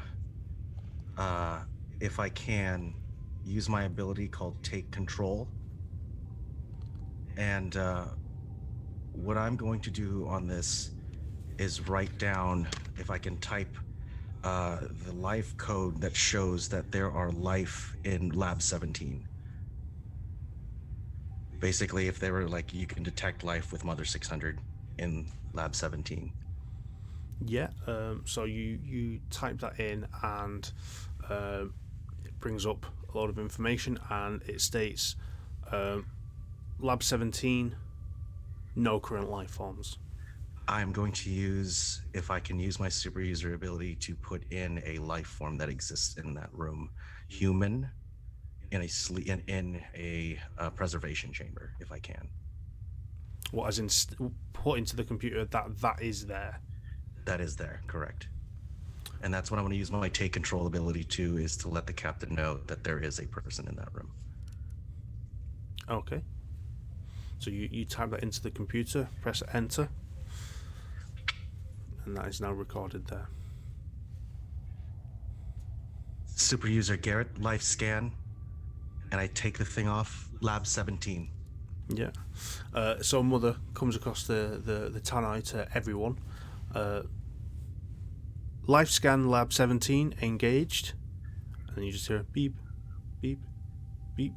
One life form, human, cryopod. Excellent. By all means, Captain. Okay. Guess we're just going to be continuing. I assume I did not hear any of what just happened. And I show on the kind of the radio form that there is a life signal there. Captain, I was brought here because this is a research facility. And in this research facility, there are things to the company that are very close to the chest. Understood. I need to understand that you are able to take myself, my friend here, and your doctor to this life force. I can do just that. And that was in By all- Lab 17, was that correct? That's correct. Lab 17, level 5. Level 5. Perfect. Well, we just got, sounds like 15 more to go. So, in the sake of keeping things a bit expeditious, I think we probably got enough of our ever sleep for now. And Stevie, they'll start walking forward, following the numbers leading towards 17. Mm-hmm. So you continue ahead, walking round the gentle curve of this level. You pass Lab 2, pass Lab 3, pass Lab 4. You continue to pass all these labs with the doors shut, with a dim light inside. Each one clearly labelled lab, lab, lab. You get to a point where you reach Lab 13, and the door is slightly ajar, which hasn't been on the previous 12. Hold up, guys. I want to take a look at this further. Kind of looks like we've got something that looks a little different about 13 right now. And Stevie's going to try to kind of peer in, if there's any room to get kind of a visual. Yeah. So the doors open ajar. There's about that much of a gap. There is no lights on within this room though, so it is pitch black inside. Even with the dim light of the corridor peering in, you can't fully see inside. Mother? Moment passes. Yes. Light Lab 13, please. Activating. Then a moment passes and it goes from dark to dim light. Almost on the verge of being good quality light, but it just stops at that dim level. And kind of looking in as it illuminates, you see a large terminal, maybe 2-3 meters wide, and at the far end of the room you see two large, what appear to be glass cylinders, maybe a foot wide, floor to ceiling.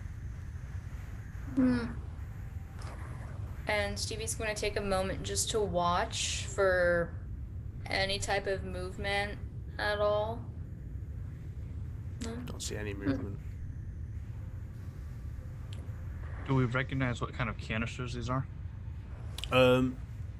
peering in, also you don't recognize what these are. You just see them as two large glass tubes at the far end, floor to ceiling. With it being slightly dimly lit in the room, you can't fully see what's in them. You'd have to enter the room and get closer to get an actual visual. Interesting. Plant, you're a bit more. This is a bit more your speed than mine. Do you recognize anything in the lab? From here, not really. Would you mind holding on to my kit for a moment? I'll go in and take a closer look. Perfect. Thank you. All right. And I'll just take my flashlight in there, shine it in front of me, and just walk over to the first cylinder. Yeah. So you walk into the room with this terminal in front of you on the right that juts out about 2 meters. You step around the terminal to step over to these cylinders. As you step around the terminal, a set of lights illuminate from the base of each cylinder, and you see inside both of them a pale green liquid and 2 creatures floating in the middle of the liquid. Are these creatures anything I've ever seen before, or do they just kind of look? You have not seen these creatures before. Would you like me to describe how they look to you? Hell no, but yes. So they are 2 identical creatures. They are about that big. Their body is about that big in size. Flat, a pale tan colour. They have a long tail, maybe 1.5 foot in length, and they have what appear to be very thin claw-like appendages that come out the sides like that, but kind of curled a little bit like that, and they're just kind of both floating in the middle, facing away from you, unmoving. Facing away from me, so am I able to walk around the canisters to try to look at the underbelly of these things? You can, yeah, they're not against the wall, but Okay. you are able to move around. Okay, I'll walk around the canisters and try to see what the other side looks like. Yes, so as you walk around, they're like that, but obviously you've seen them from the back. As you move around, you see the underside where these appendages dig out, and then there is an orifice in the middle that goes inside the body of it.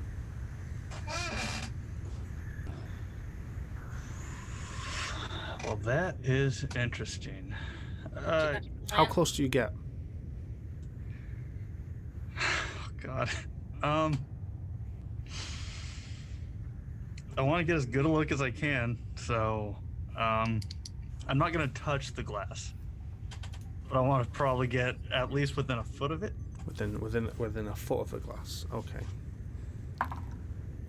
As you approach, and kind of with your flashlight, and you get closer, the thing's like it's like that, and you're getting a look, and it looks like almost looks like the underside of an octopus or a squid, where it's got like that mouth appendage area, and you're looking at it, examining it, going, I've never seen anything like this before, and then suddenly, bang! It hits the glass. And you see where the orifice is, a small, fleshy appendage kind of poke out and hit the glass, and it twitches, and then kind of, due to the movement of the liquid inside, moves back to the middle and ceases to move. What the hell is this, Captain? Yeah, were we able to hear like kind of reverberation from the creature? Yes, you hear it kind of hit the glass. Okay, Plant, what's going on in there? What'd you just do? Okay, I didn't do anything. These cylinders have... I don't know what the hell this thing is, but it's alive. It's alive in the cylinder. What does it look like? And I will describe the weird fleshy body, pointy appendages, long-ass tail, some kind of orifice with a sticky thing. Okay, Plant, I want you to come back out here, slowly. Please move slowly, keep as much distance as you can between you and the creature. Okay, yeah.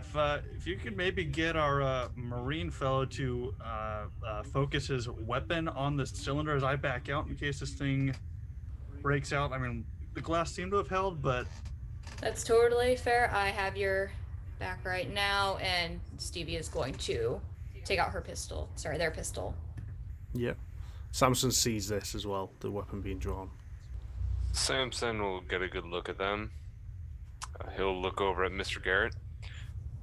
Mr. Garrett, Yes. any idea? Well, me to Garrett as well as DM, would Samson know anything about these being on here? Anything that he's ever heard? I know we talked about him only fighting humans, but You have no idea. okay. Your action or order, Mr. Garrett? I'm just staring at the tube. I would assume I also don't know that these things have been down. I just stare at the tube. I don't say a damn thing. I just stare. Okay. so Plant's just keeping his flashlight focused on this thing, slowly walking back around the tube, keeping his vision focused on it, and just slowly backing out of the room.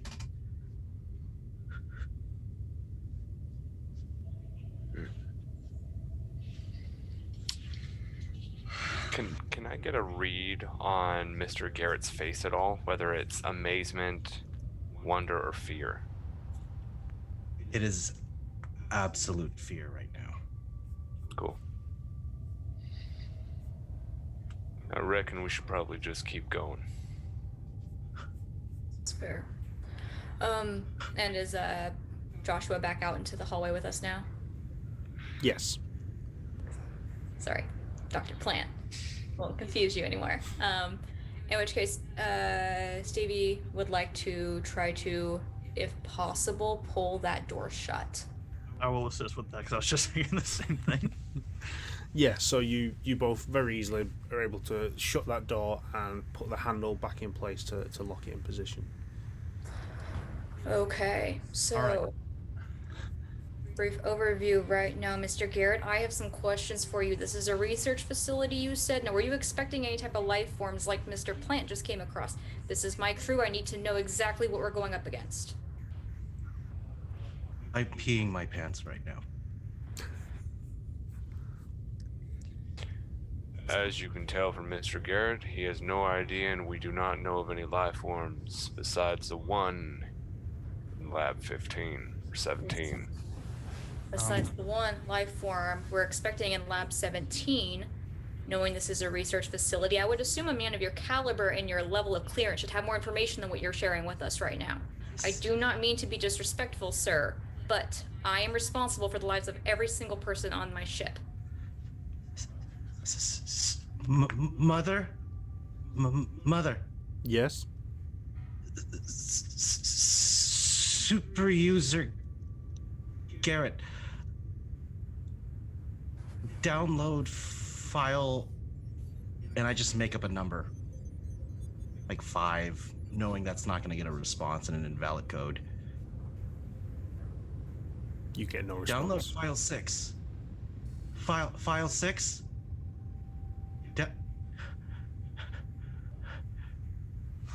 Okay, moment of honesty here. We just need to get to Lab 17.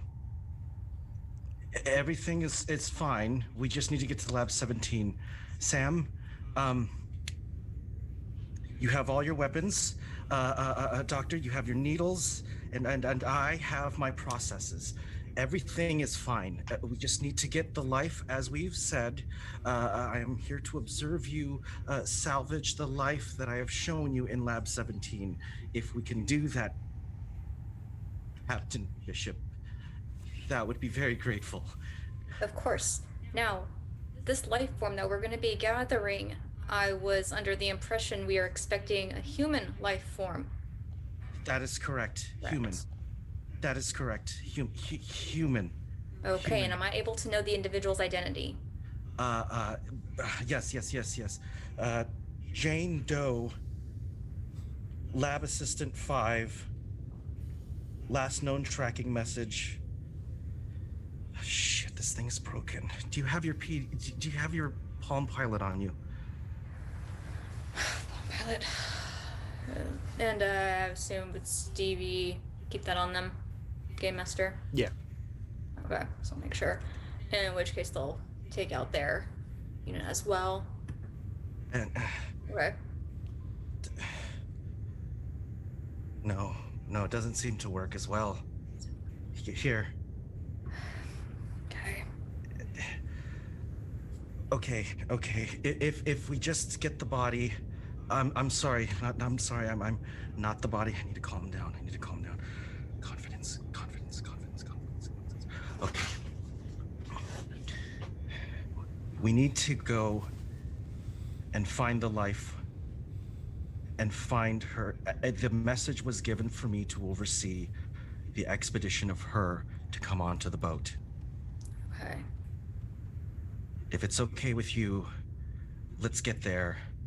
And I'm going to be here. I didn't bring a service weapon. I was told I didn't need one.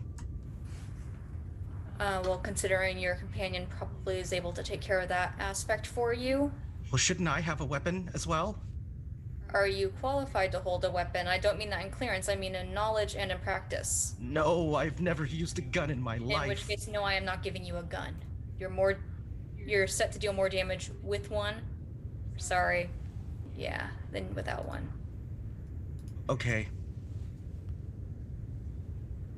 I recommend we move forward. And he's keeping his eyes on the door, flashlight on it. Thank you, Mr. Graves. We'll move forward, but please, men, we're gonna move slowly. If you see anything similar to that, we should probably be keeping all the doors sealed at this point.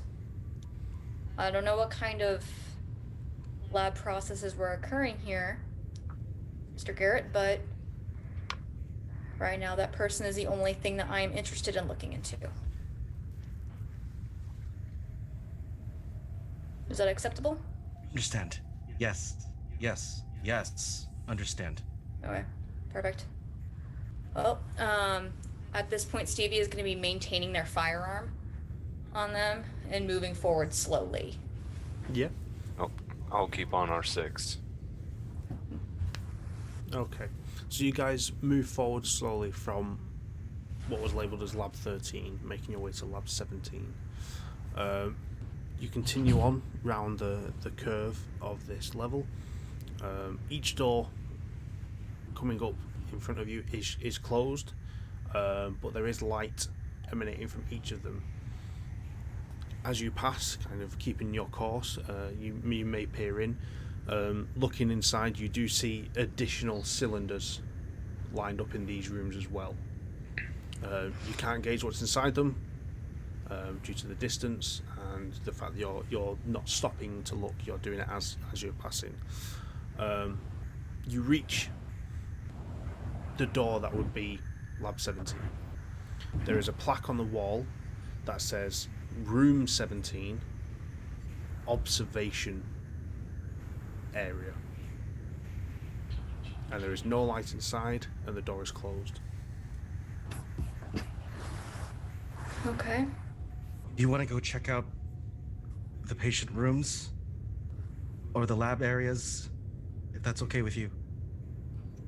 We should probably do a sweep at the back of the labs and move our way towards this direction. If that makes you feel more comfortable, Mr. Garrett, by all means, we can do that. Well, that's what the procedure says. I'm just making sure we do this by the book. Understood. Perfect. In which case, let's start heading in that direction. Plant, why don't you stay near me? I know you don't have as much experience with firearms. No, I've got some scalpels though. Before we continue on though, Captain, would you like a little bit of a pick-me-up? Plant, are you seriously offering me drugs right now? It's never sleep. It's authorized. It'll help you focus a bit. And Game Master, am I aware of Eversleep's effects? You know it's a pet pill. Keeps you up. Might make you a little bit edgy. Okay. I am fine, thank you, Plant. All right. Tuck that bottle away. In which case, Stevie will begin moving forward to try to, as suggested by Mr. Garrett, do a general sweep and kind of moving through the patient's area to this location. Okay, so you have room 17 classed as observation area, and are you continuing round the curve of this level? Yeah. Yes. Okay, so you continue ahead past room 17, which, slightly different to the other rooms, has a double door rather than a single. You pass that and continue on, and you get a room with a sign that says Lab 18, and then continuing forward, Lab 19, continuing round. Samson and Norman, are you continuing with them? I'm following Mr. Garrett.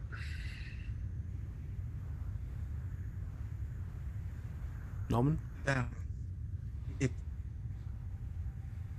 It's fine. Continue on with the sweep.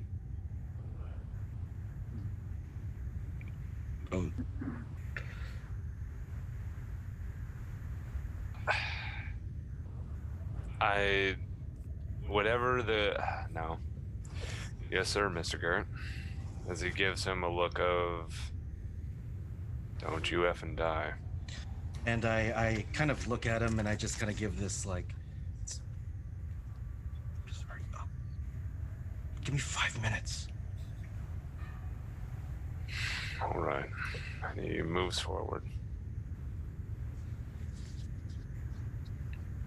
Samson, you move along, following the curve of the corridor with Officer Bishop and Mr. Plant.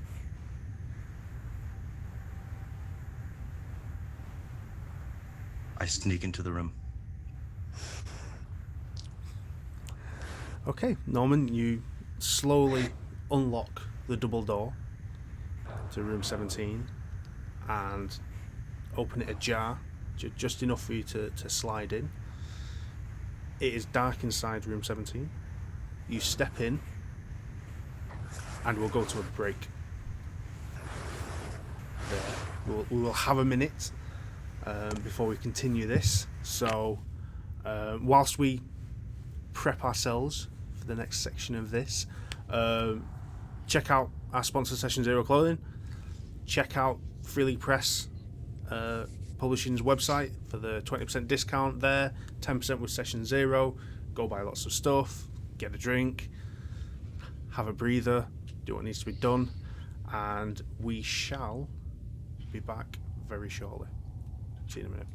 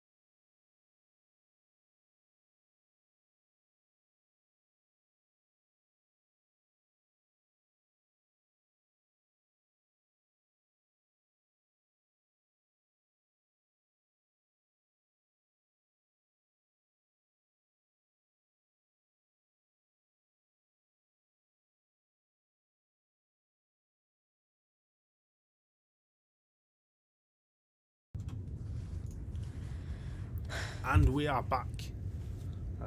I hope everyone is refreshed and ready for the next leg of this story. Thank you for bearing with us and still being here. Okay, so where we left off only moments ago, but you will need reminding. You are all now on the research level, level 5. You have examined a couple of the labs, making your way to lab or room, as it is labelled 17, being the destination you require on Norman's direction. Following a brief conversation with Norman outside, he asked you to follow company protocol and do a full sweep of this level before entering your main objective.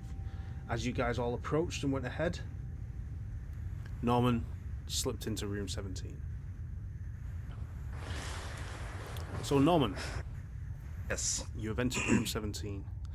It is not lit, but with a simple command you can turn on some lighting.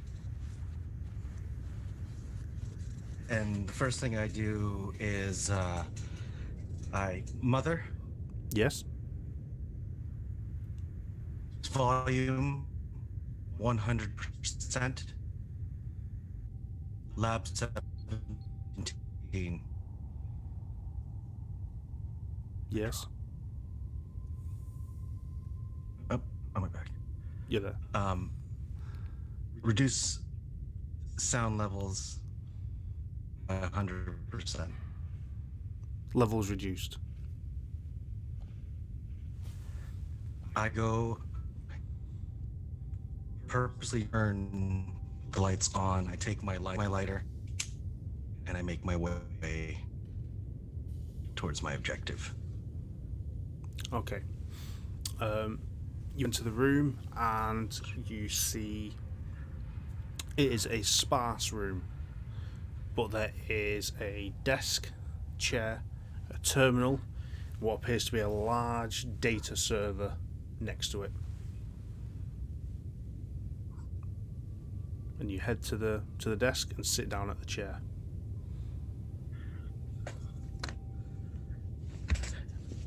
Turn on the terminal. Super user Norman Garrett.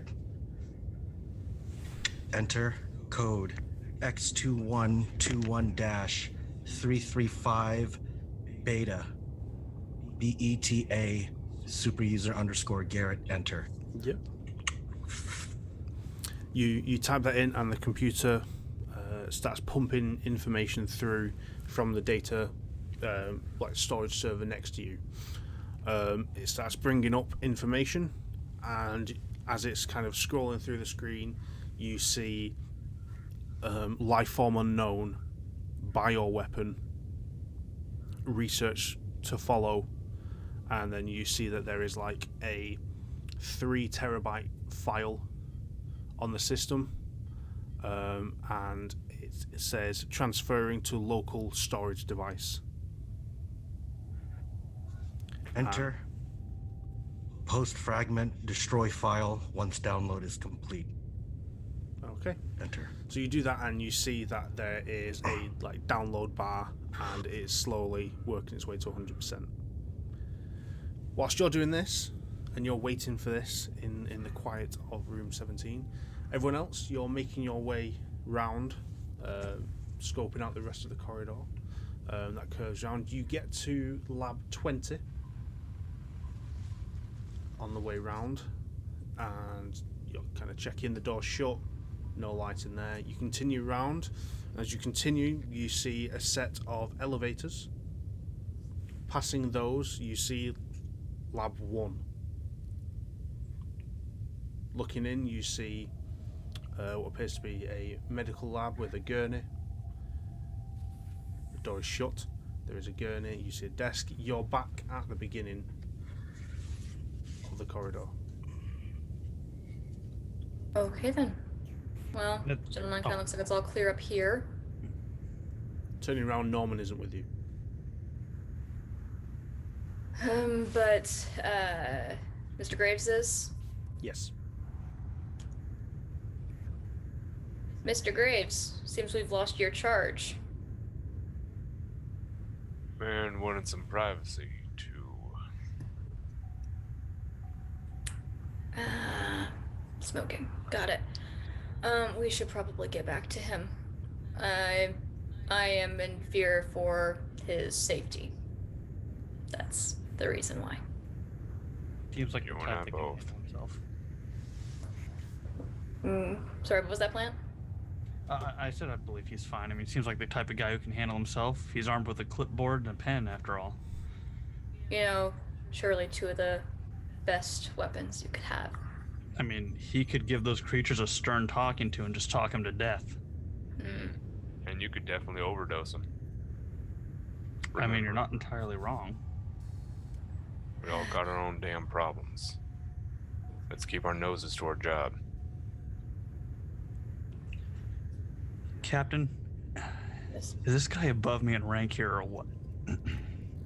I think at this time, if you're going, and they're gonna try to lower their voice and lean in very closely. Do not test me, plant.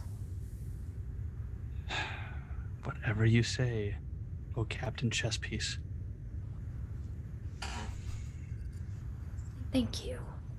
And kind of turning on their heels, start walking back down towards where we last left our friend. Yeah. So you walk And we'll back. hang back for a moment, pull out that bottle once again, and continue on. Okay, so you guys double back on yourselves, making your way back to outside room 17, which is where you left Norman. Norman, you're at 80% downloaded. You guys reach room 17, and you see that the door, one of the two double doors, is actually ajar, and there is only a dim green glow from inside the room, which would be the terminal screen that Norman is sat at. Okay. Stevie's gonna start walking towards the door, still brandishing their weapon. 95%. Kind of hear. Do we see? Looking in, you see, from the angle you're looking at, you can see Norman sat at a computer screen. Okay. In that case, Stevie's going to walk in. Mr. Garrett. Yes. Yes. Is he trying to cover something right now? He appears to be blocking your view of the computer screen 100%. Mr. Garrett. Yes. Everything seems clear up ahead, and Stevie's going to start walking in deliberately towards him. Yeah.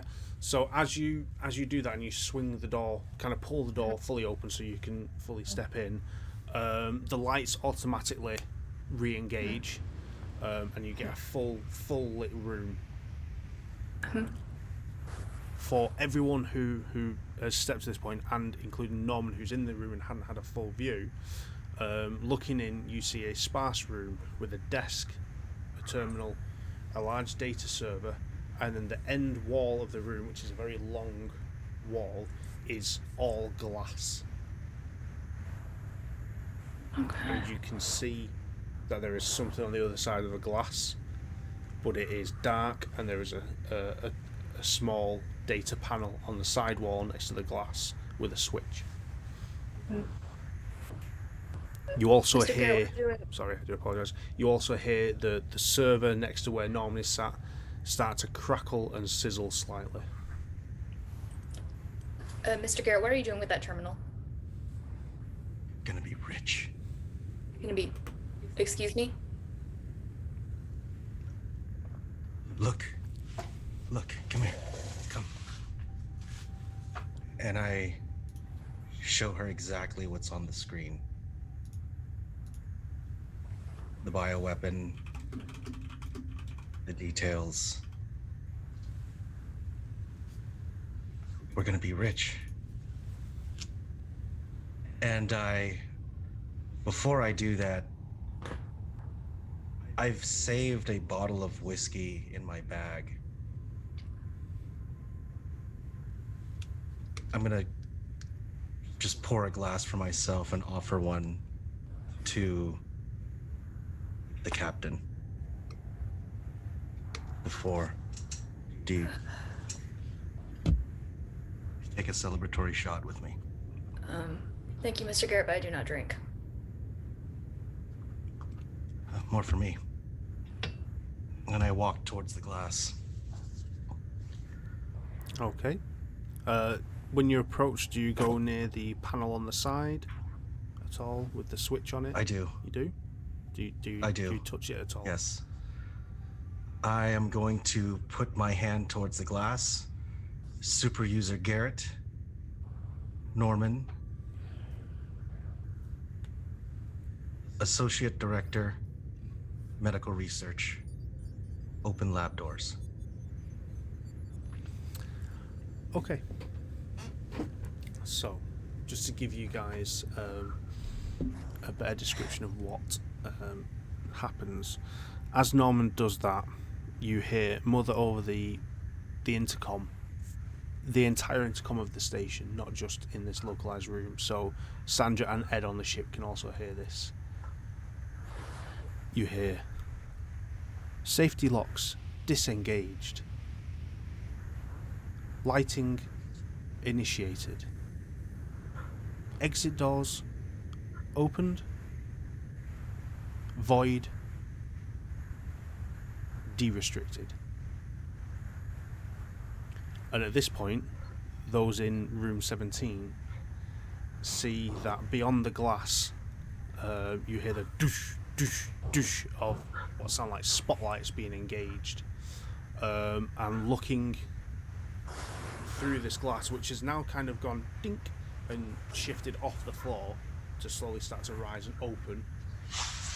In front of you, you see the central void of this station, the area that was on the schematics and map that was just blank, empty.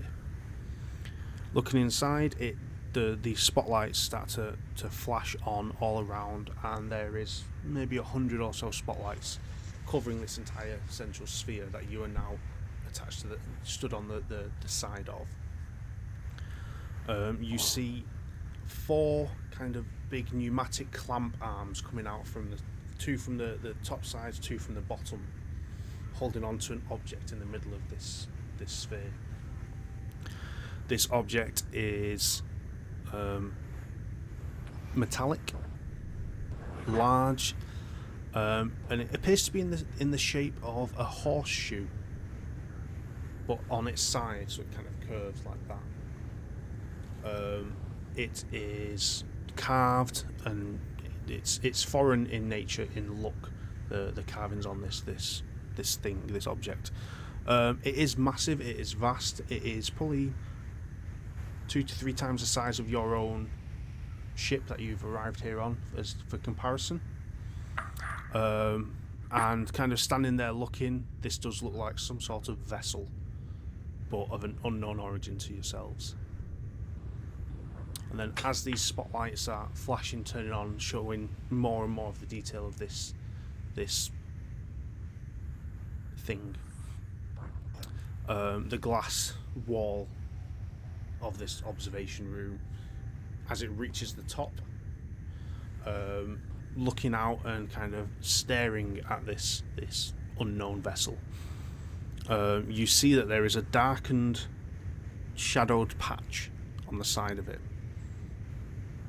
Looks a bit like an entryway to this vessel that is just held aloft in the middle of this void.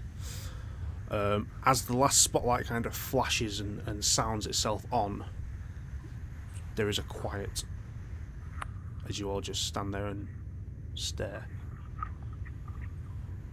And then piercing that quiet, you hear a very high-pitched shrill that echoes within this void coming from this vessel. And then you hear it again. And then one of the spotlights kind of flickers for a second, and your gaze is kind of diverted for that split moment as the light flickers. And as your gaze is kind of diverted, you see 2 shadows come out of the void on this vessel and move around the back. Mr. Garrett, what am I supposed to be expecting right now? I just saw 2 figures move, and you better start explaining. We're rich. Look at this. way beyond comprehension. Rich, I don't care about money Look. right now. You're expecting figures to be moving around here. What figures? It's space sickness. We're rich. Look at this. Captain.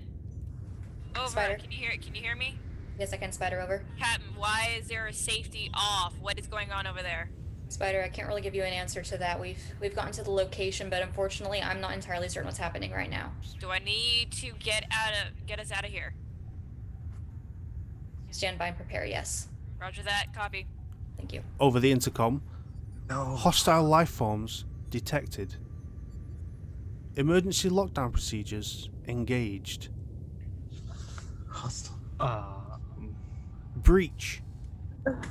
Level 4. Breach. Level 4.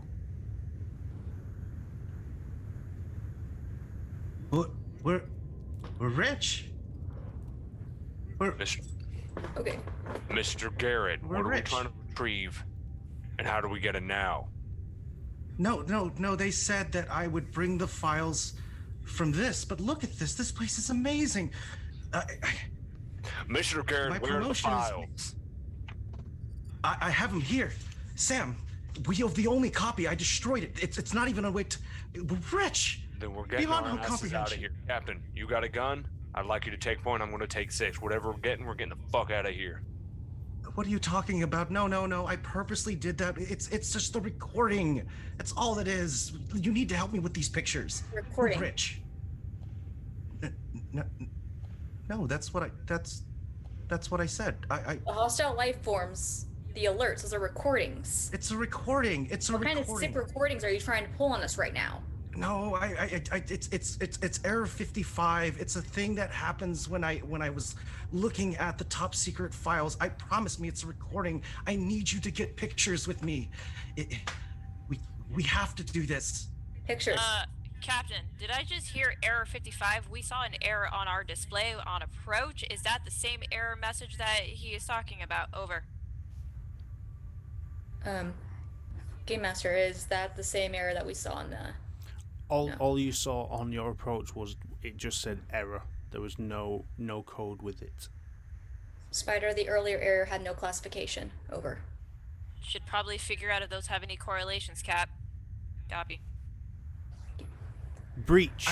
Ventilation shafts. Is that still one of your recordings, Mr. Garrett? It has to be. It has to be part of the system. It's fine. It's fine. Just 10 more minutes of pictures.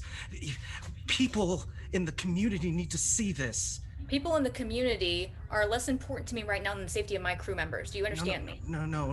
Wayland Yutani would never put your crew members at safety. I know this. Wayland Yutani is a corporation, sir. Corporations do not care about people. That's an inherent factor to them. That's not true. It is absolutely true, and I have something to prove it. So, unless you exactly want to just risk your own life, go right ahead. However, I am making sure that my men are safe. Well, I'm enforced in Doctrine 55. Doctrine 55 tells me that you have to at least fulfill the mission. Now, I have to talk to my superiors when I come back here.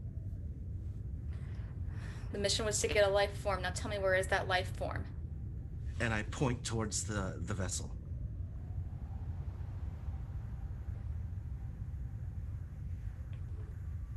Now, as a professional of Wayland Yutani, I would expect you to at least fulfill your mission, Captain.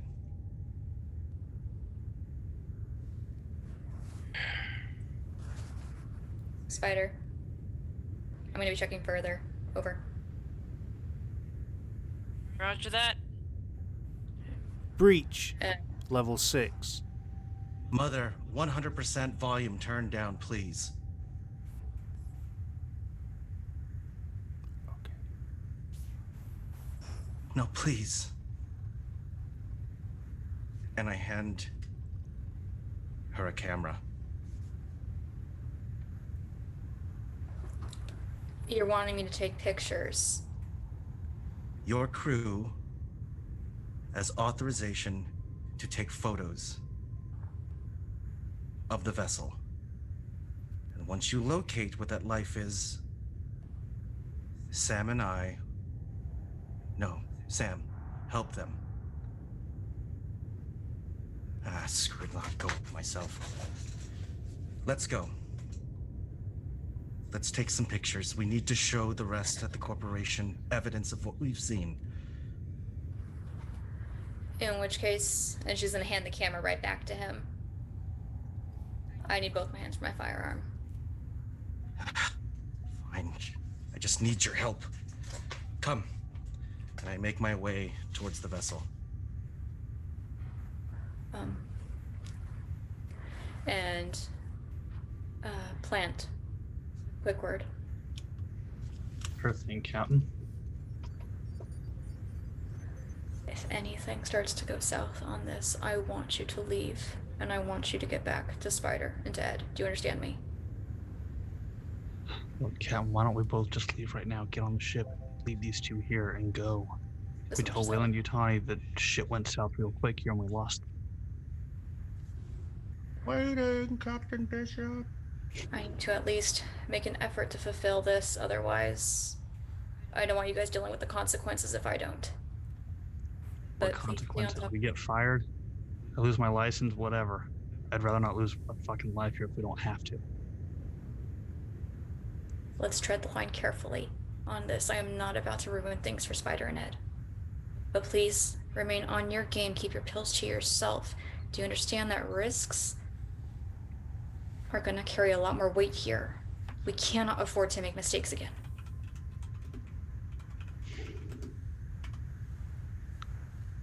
Understood, Captain. Thank you, Plant. And then they'll start moving forward.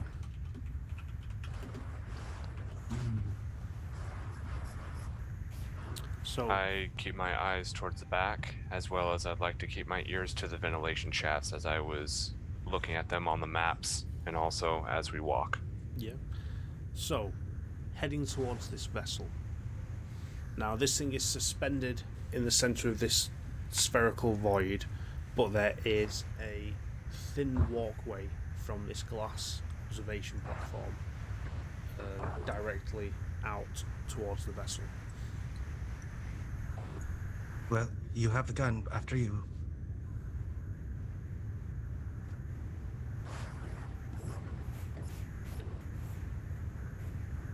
Okay. In which case, Stevie will take point. Start heading forward. And we walk inside. Before we head inside, I'd like to dart my eyes back towards where we saw the creatures move towards. Yeah, that is where the walkway you are now heading along ends. Oh, beautiful. Wonderful.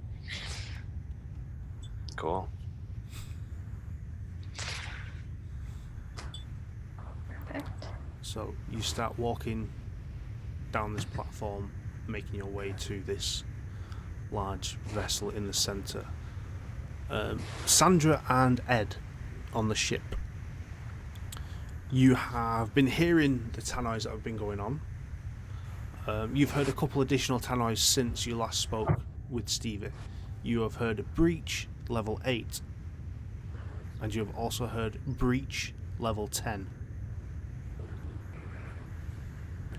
Whilst this has been happening, Sandra being in the cockpit more than likely, you've noticed that the bulkhead door on this loading bay hangar that you were in, the one that opened to allow you in, you've seen that the mechanical locks have engaged and locked the door airtight and shut. There is also red flashing lights within the hangar now. Ed? Starting to see some activity up here. I'm seeing some flashing red lights. Locks are engaged within the hangar. Can you see if there's anything going on strange down there? Yeah, hold on one sec, and I will start assessing the areas around me. Does anything seem amok or out from where I can see? On the outside of the ship or inside? I want to kind of check my vicinity first to see if anything seems just to be weird. Like, I feel like Ed would know her environment so minutely well. So she's just like, as she's kind of making her way to look towards what's going on outside, she's just kind of like keeping aware of what's going inside. So if there is anything on the inside, but once I get to the window and kind of look outward, what do I see in that immediate vicinity? Yeah. Okay. So as you kind of move through the bowels of the ship to get to like a viewing port on the side, the ship itself, you have that sense of the machinery is working fine, systems are fine, no issues with the ship itself. As you look out the window, you can see this red flashing light that is constantly kind of whirling within the hangar in different areas. And you can see that the bulkhead door is fully closed with the mechanical locks in place. And you get a slight sense of a change in air pressure within the hangar. Nothing specific in the sense of depressurization or anything like that. There's just a feeling within the air. I think there's some sort of pressure fluctuation going on outside. Maybe that's a cause of what's going on. I don't have too much of a read beyond that. Everything Pressure. seems to be okay. Besides that, it's just this weird feeling I know from being in the engine. Is there any way to further investigate outside, or are we just gonna chalk it up to a pressure fluctuation? I mean, we can head out if you want. Just check around the ship, make sure everything's fine. But, I mean, we can't get inside, by my understanding. So if this is an inside problem, I'm hoping they have it handled. Nobody's called yelling yet, so. That's fair. That's fair. Captain, Yes, Spider? not sure if you could hear what we've been talking about, but pressure out here has changed tremendously. We have a fluctuation within it. We have flashing lights, and I have noticed that the locks within the hangar have locked down. Is there anything that has changed on your level aside from a breach in certain levels? Spider, we've seen a couple life forms. Non-human. Excuse me? Some strange small creatures in one of the lab processes. That's been about it so far, but we're still searching for the life form. And Mr. Garrett Creatures? needs us- Yeah, small things with tails. Just keep an eye out. The fuck are you trying to say to me, Stevie? I'm saying I don't know what we're up against right now. You need to come back here right now.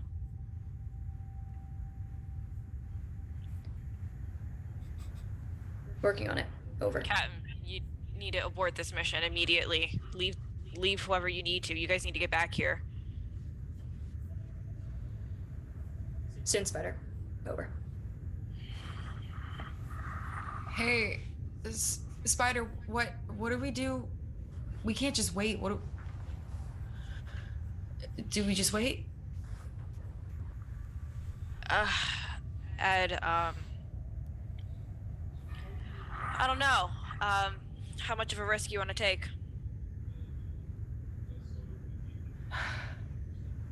Just hold on. I got it. Just stay here. Just hold on.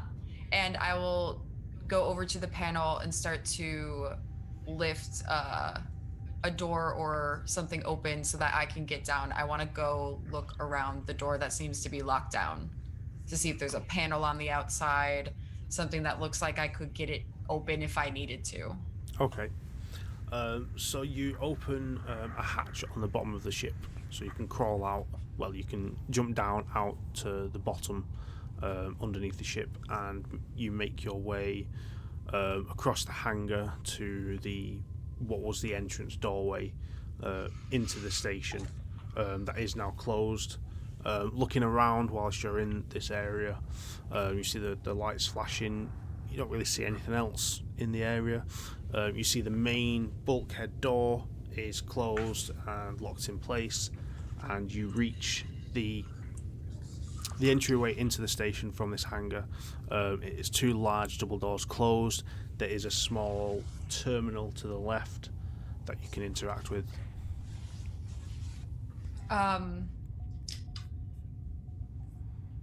Would I be familiar with working those terminals? Like, would I know how to do that?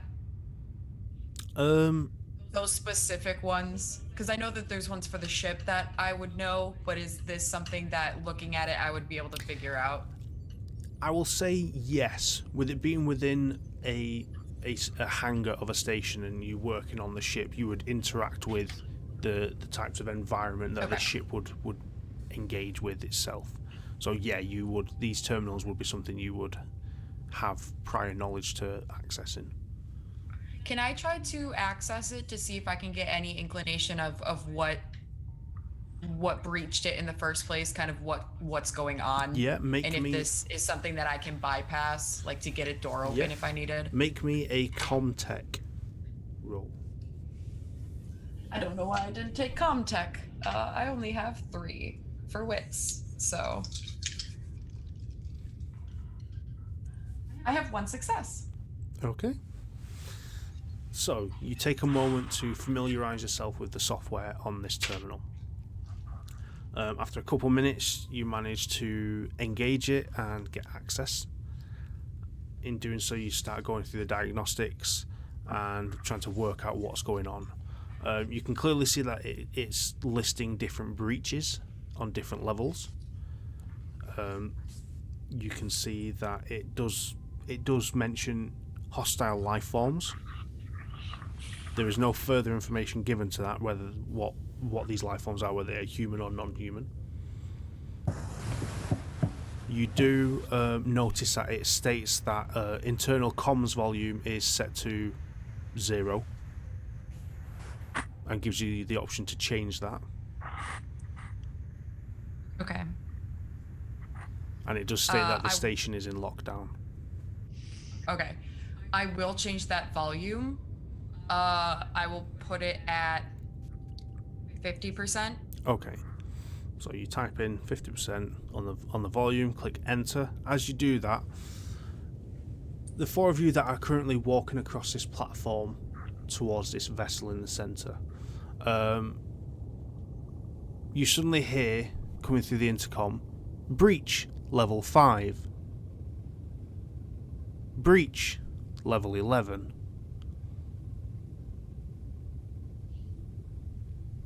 Are you still certain about this? We can go. We're done. Congratulations, Captain. For what exactly? You're gonna write history. You and your crew will be known. These things are as old and ancient. I don't want to get into the pedantics, but it's like finding a Rolex watch with a bunch of fossils. These things. So what exactly are they? The things that we saw in the lab. Here, let me show you. And I walk back to the laptop station. Okay, as you walk back along the platform towards this viewing station, you start to hear the sound of banging on metal. Loud, repetitive, and this is coming from the corridor where the labs are, where you're walking towards. And this is a loud, repetitive bang, as if something is trying to break through something metal. Would I know of any service passages from my quick scan nearby? No. As you are currently stood on a platform within the void that had no schematics, no data. Jump off. Okay. I'm sorry, when you were describing the sound that we started hearing, were we able to tell its point of origin? Not 100%, but it is back along the corridor of labs where you've come from.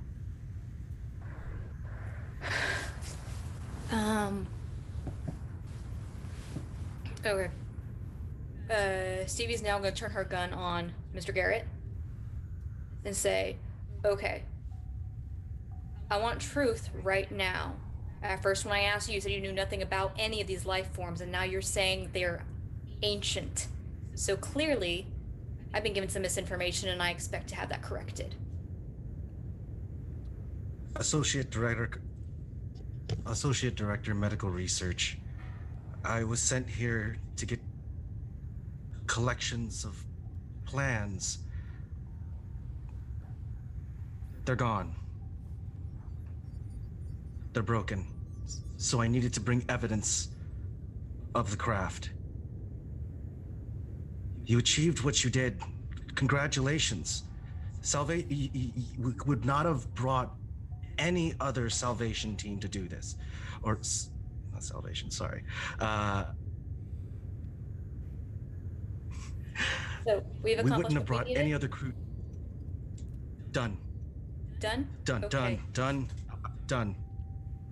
I have the walking. documents in my briefcase. Keep And I walking. walk in front of her with my hands up. Okay. Now you are walking along the platform. You are only a few steps away from getting to the observation room. You are walking towards where this banging on metal is coming from. It is ahead of you. As you reach the observation room, the banging stops.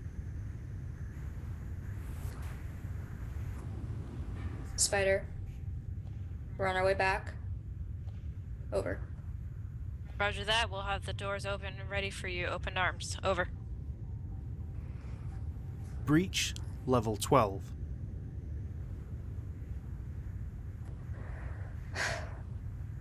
Okay. Hmm. Men, keep moving forward. We're not alone here, evidently. Something tells me your errors are very much real. No. No, that's...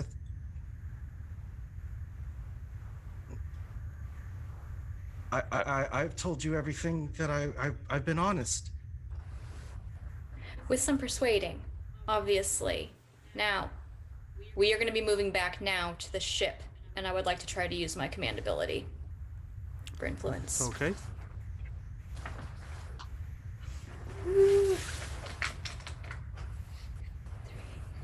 So, correct me if I'm wrong, so it's 5 dice for the attribute and then 4 for the skill? Yes.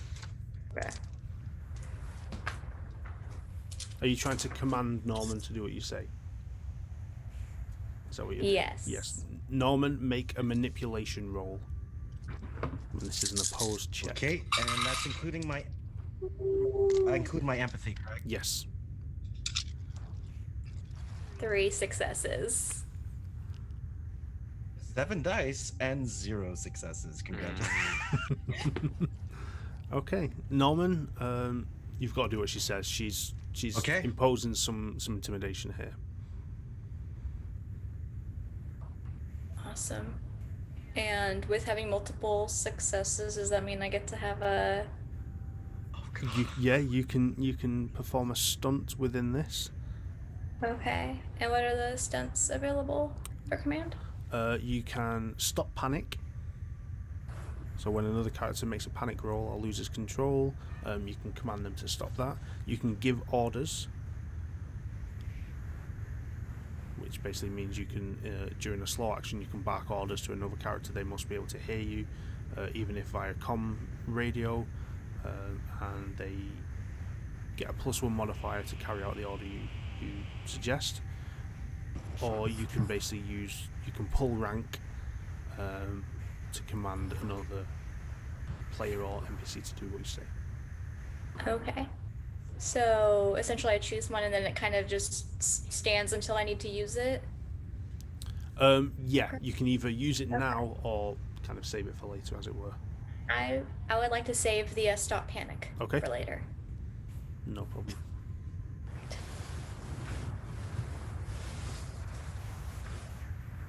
Okay, Mr. Garrett, continue. And Mr. I- Graves, plant. So, you continue forward through the observation room with Norman at the front, I believe. Okay. Norman, you walk forward with the others behind you. As you get to the door of the room, you push it open. Can you please roll me an observation check as you are under threat? Okay, so that's under wits. Mm-hmm. 4, 5, 6. No success. How many? None. None. Okay. The four of you, we are now going to roll initiative. So to do that, I want you all to roll me a d6. Yes. Haha. Got to. 6. And I'll explain what happens.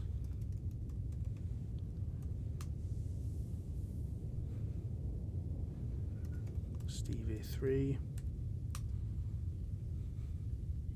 Gosh. Josh 1. Norman 2.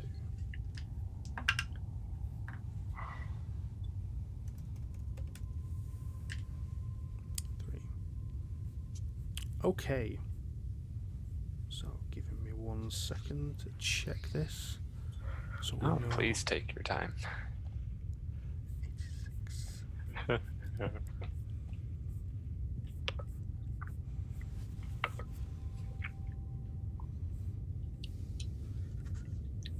Good time to take a stroll.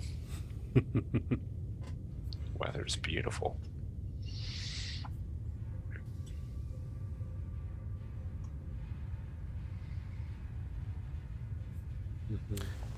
Okay, let me just check this. Sentry, evasion, attack. I need to roll a d6. It's a 6.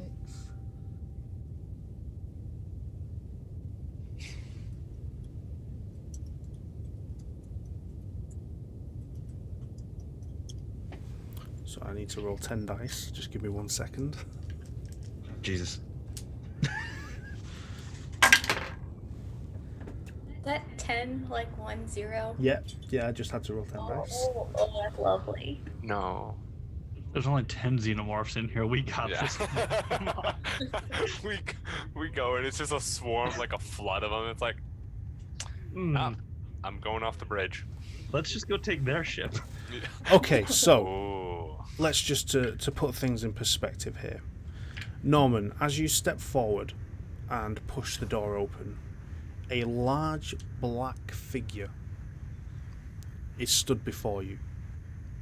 It is maybe 7 feet tall, slender. It is slick, almost wet, with a rubbery looking flesh to it. It has pointed tendrils that come off its back. Its head is thin and elongated. It has no facial features apart from a mouth with metallic looking silver teeth that are already curled back in a snarl at you. This creature has a tail that extends from the back, ending in a spike, almost like a spinal cord in shape. As you kind of walk through the door, push open, and this creature's before you, it rakes out with a hand and slashes you across the face. You take 2 points of damage and are thrown to the side. Okay, so I have 3 points of damage, so I'm now at 1. Okay, so you're now at 1 health. Yes. Everyone behind, you literally see Norman walk through the room, push the door open, and then almost in a ragdoll style, his body gets kind of bent sideways and he's thrown to the floor. And you literally just see this black creature stood before you. and it lets out a horrendous, gut-wrenching screech as it stands before you in this kind of hulking, predatory insectoid mass.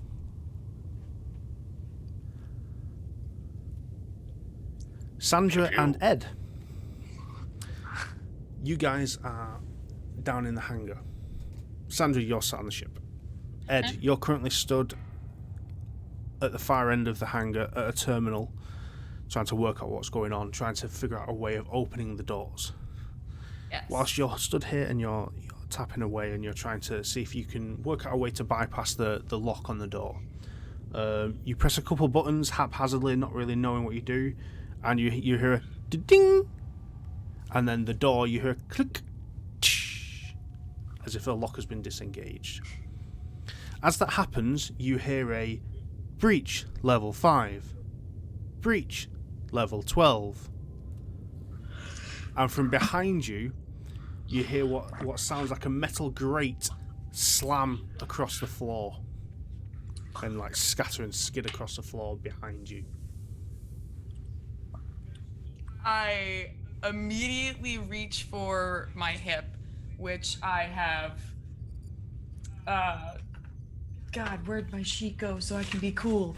The Rexim RXF M5 Eva pistol.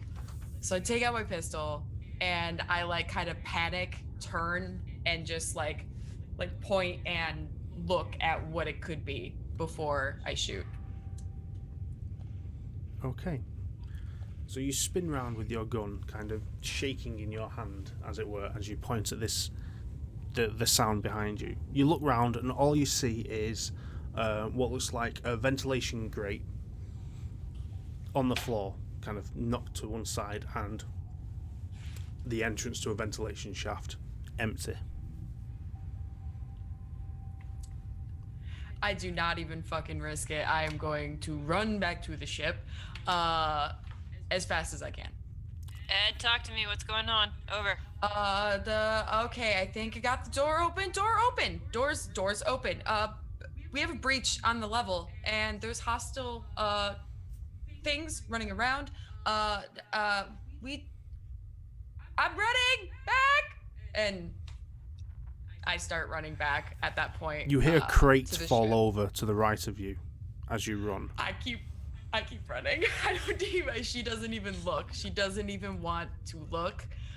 She just makes a beeline, and as soon as she's on the ship, up the hold that she had kind of tapered down, she's gonna just lift it and keep it up, and then find Spider as fast as she can, if she makes it to the ship safely. Okay. Make me a mobility check. But I want you to add a level of stress. Okay. So that's just one? Yes, one stress die. Okay. And then what am I rolling So for again? agility and mobility. Agility. Okay. So it's 4.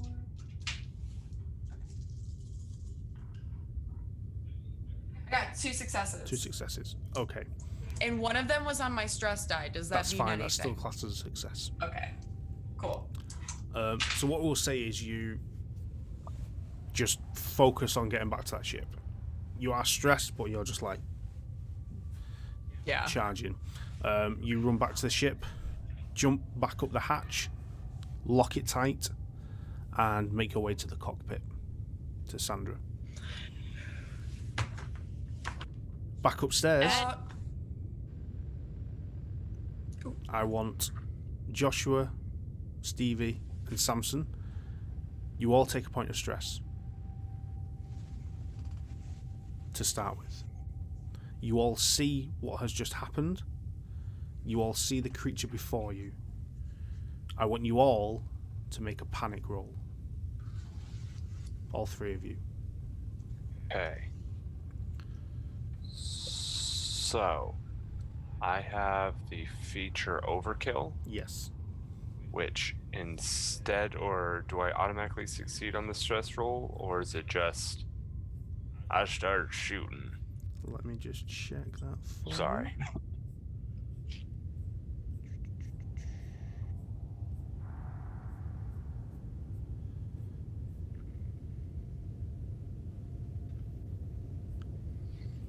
just check the skill.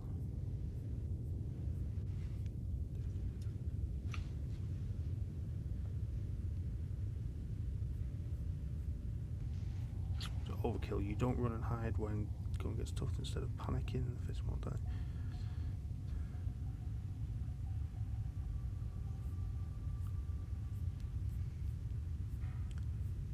Okay, a little bit of reading very quickly for this. Stress. And somehow Overkill. I That automatic- lets you replace the effect of a panic roll. Right, so you still have to make the panic roll, Okay. but if you get 11 or higher by the overkill effect, and you have an enemy sight which you can overkill, you must immediately attack the enemy. Okay, so let's roll some panic rolls. To do so, roll a d6 and add your current stress level. So basically you're rolling 2d6. Okay.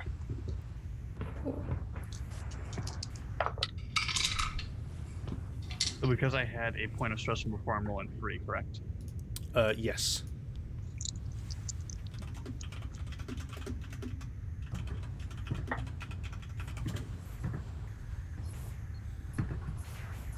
So,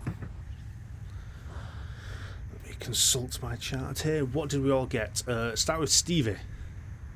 Alright, so it's 2 dice, 1 stress die, 1 regular d6. I got a 6 on the first one and a 5 on the stress die. So that adds up to 11.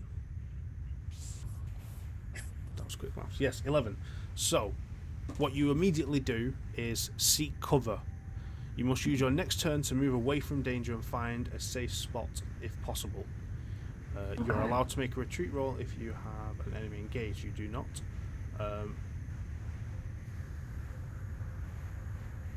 So as you do this, as you kind of run to find cover, being within the room now, as this happened at the door, you bolt behind the desk and hide there.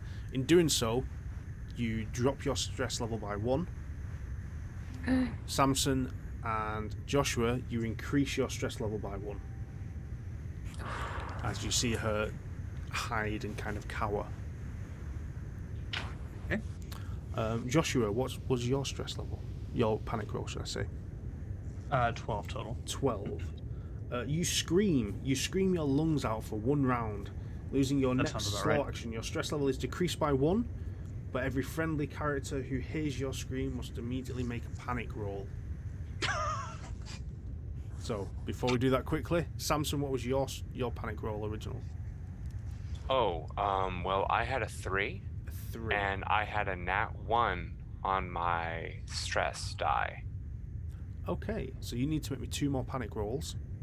Beautiful. Stevie needs to make me 1. Okay. So I roll 1 normal die along with my 2 stress level die. Yes. Okay. So I got 6 total, 4 on my regular, 2 on my stress die. Okay, for the moment you keep it together, Okay. but you're still hiding behind the desk. Samson. 5 in total and another nat 1 on a stress die. Keep rolling panic. Okay. again. Do I keep including my stress level each time? Yes. Oh, okay. Then I should have included 1 more that last one. Hey, Master, cool. does the held stunt that I had from earlier regarding panic help You in can any use way? that That's now okay. if you want to try and to stop him from rolling a panic roll. Yes, I would like to. Okay. So you can use your command to stop him from panicking. So you can kind of shout at him, gain his attention, refocus him, or you can physically grab him and drag him over. That sort of thing. I'll leave that to you. I'll just begin yelling at him. Graves, get your shit together! Yes, ma'am. Okay. So we are now in initiative upstairs. You see this creature before you. You have Norman, who's currently prone next to it, and you guys are within short range, only a couple meters away. Samson, you are first. So what would you like to do?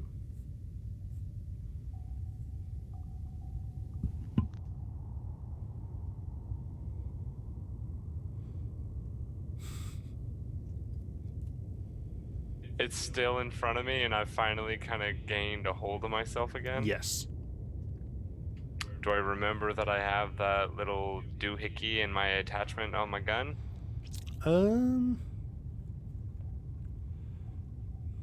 In this panic? Asking as player to DM or GM. Make me a straight wits roll. And would this include all of my stress dice? Yes. Okay. Good times. Wits. Sorry, okay. Oh boy, here we go. Alright, no nat ones on the stress, but I got a 6 on one of the stress dice. Okay, you do remember that one cartridge that you found in your weapon case that you didn't realize was still there. Perfect. I'm not even going to waste my ammo on this. I'm going to pop the under trigger on my gun to let that fly at the creature. Let me get up the weapon damage for this. Because for those watching, he has just fired a grenade at the creature from the attachment on his pulse rifle. We're not wasting time here. Damn, I'll tell you what, this is the ugliest damn thing I've ever done seen. I mean, woo-wee. Weapons. Tell you what. I've seen a cow with a wig one time. With that. Okay.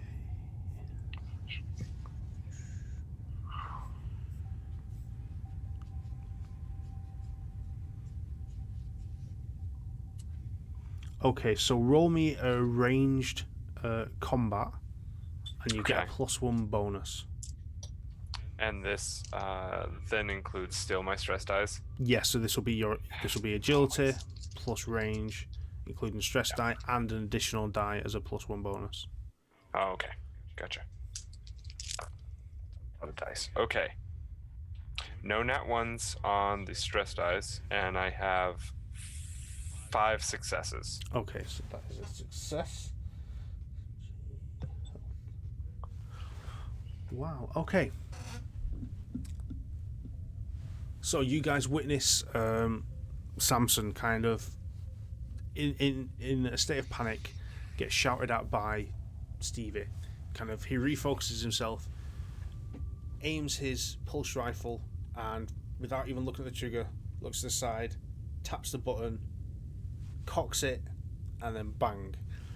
You see, almost in slow motion, this projectile come out of the bottom of his gun directly at this creature, this large entity. And then in a split second, bang, you hear a massive explosion, and you see the doors on the room you've entered that had opened outwards into the corridor slam shut with the force of this explosion on the other side, and you hear a screech and then no sound. Norman, I need you to roll me a mobility check.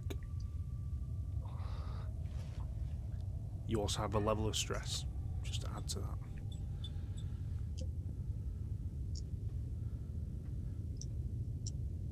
I got a 1 on the stress dice.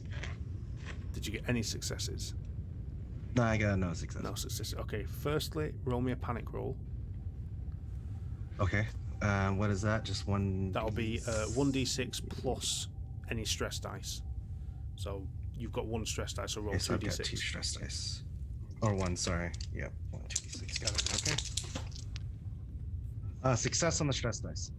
So 6 on that, and what did you get on the other one? 4. 4, so that's a 10. Yeah.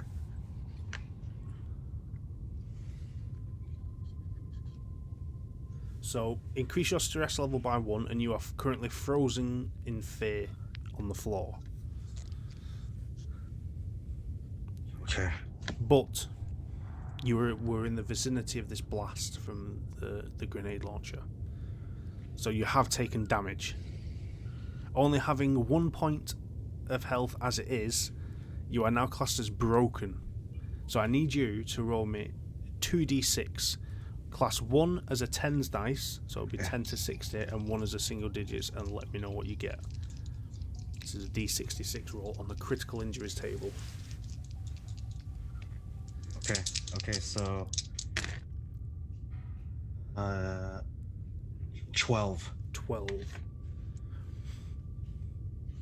You are stunned and frozen in fear, but you're taking no further damage, but you are still broken on the floor.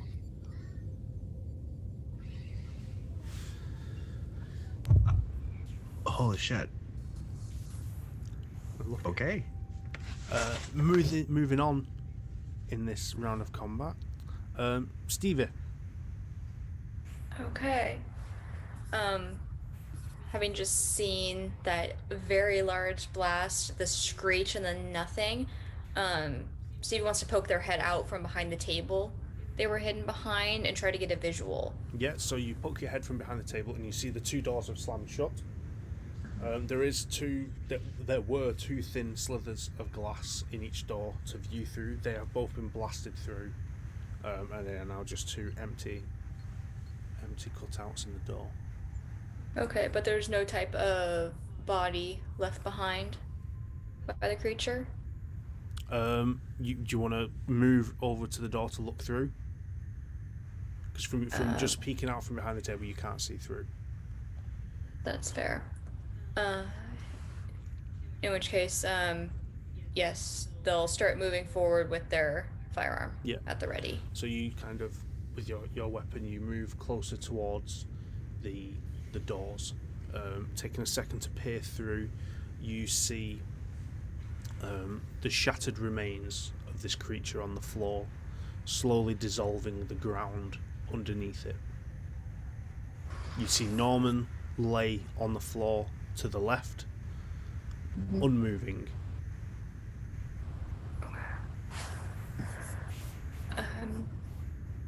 Would that have been considered her complete action, or sorry, their complete action to assess this? Because your panic roll had caused you to seek cover, you also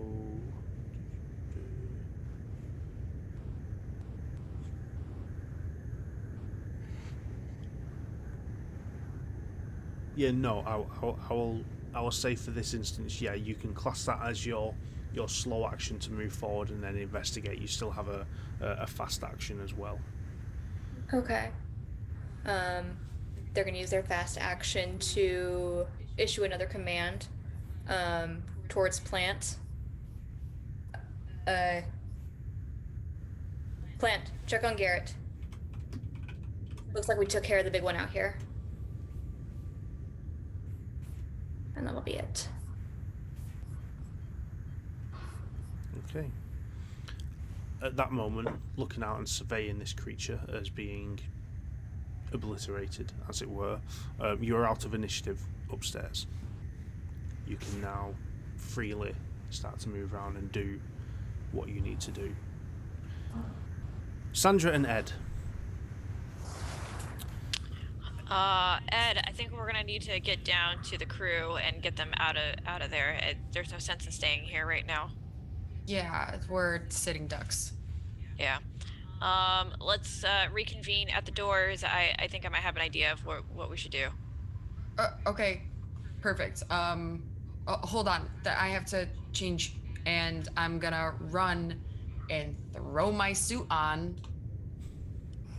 because it's some sort of protection.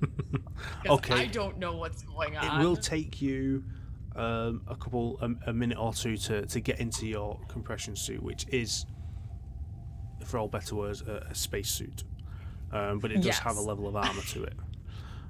Yes. So you head to your quarters where this is stored. Kind of take the couple of minutes to get it on. You're on. You've got your suit on. Click your helmet in place. Breathe for a second, and then head back to meet Spider at the main exit doors of the ship. While she's doing that. Oh, go ahead. I was to say I grabbed my pistol and everything to suit up and armor up. I was just gonna say, is there any extra armor pieces or things just laying about the ship that we could use if something was to go awry, like I don't know what the stock of the ship would normally be. Like, is there anything that we could probably take with us? There, in regards to armor pieces, apart from bits of scrap metal, if you want to fashion a shield out of one of them, you could. In regards to weaponry, you do have a cutting laser, which you use as part of your salvage to cut pieces of metal and whatnot away. It is a two-handed apparatus with a backpack, but it is a laser that can cut through metal. Hold on second thought, let's do this. And I know it will take an extra couple minutes, but I will take off the suit, offer the suit to Spider, and I will don the laser sword. The giant laser thing, because I don't think I could wear a compression suit and this object. So I'll wear it without it, and I will offer the suit to Spider if Spider wants it. Well, how about we hold on to the suit real quick? I'm gonna search around.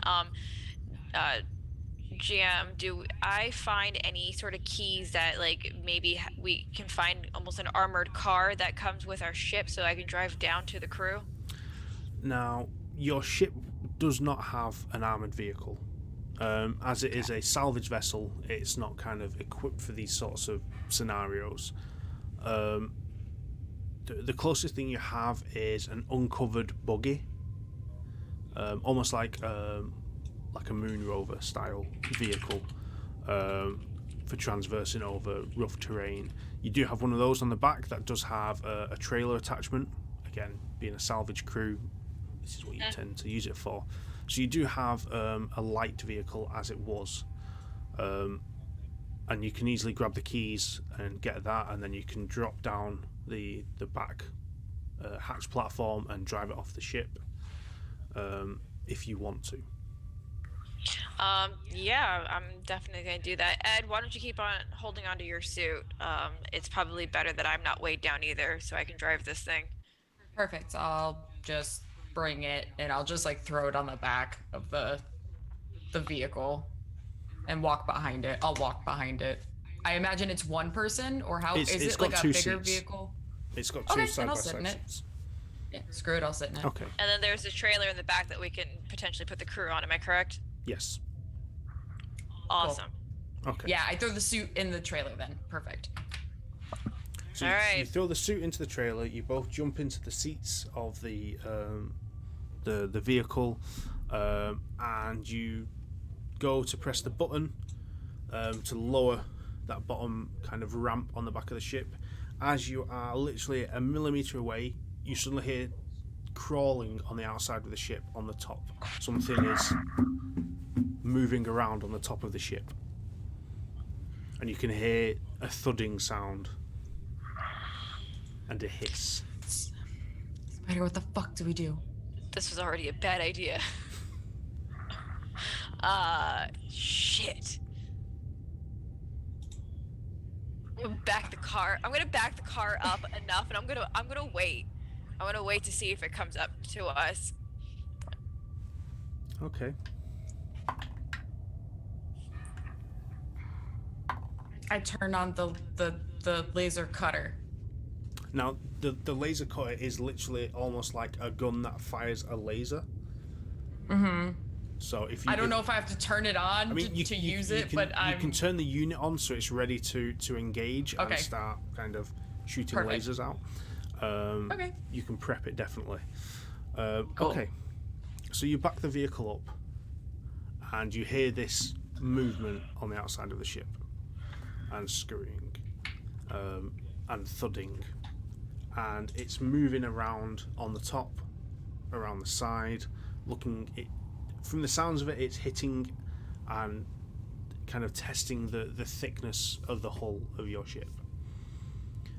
And it moves round to the back of the ship, which is where you're sat in the vehicle facing. And you start to hear a thudding sound on the back, where the ramp would then kind of descend from. It is there, right in front of where you are.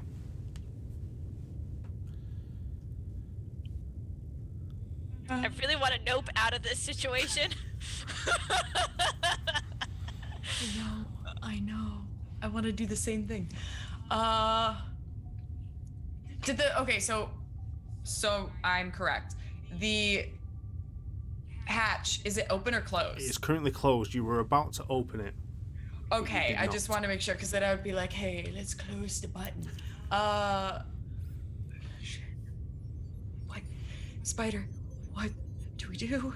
Well, so there's my second idea is that we try to disengage the ship and get out of here. Can we do that from inside ship? I mean, I can get in the cockpit and start trying to reverse thrusters or something. Oh God.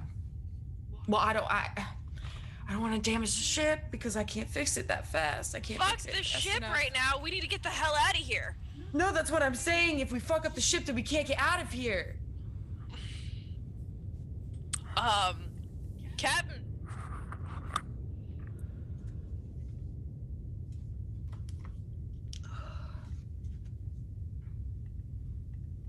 Spider, sorry. We have Mr. Garrett's injured. We took out one of the life forms. What's going on over there? How did you take out the life form? A grenade. Fuck. Okay.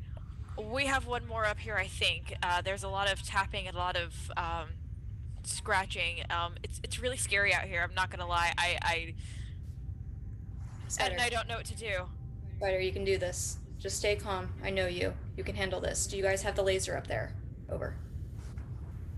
Yeah. We have a laser up here. I have the laser, Captain. Over. Ed, I have complete faith in you. You can handle this. Hold that, okay?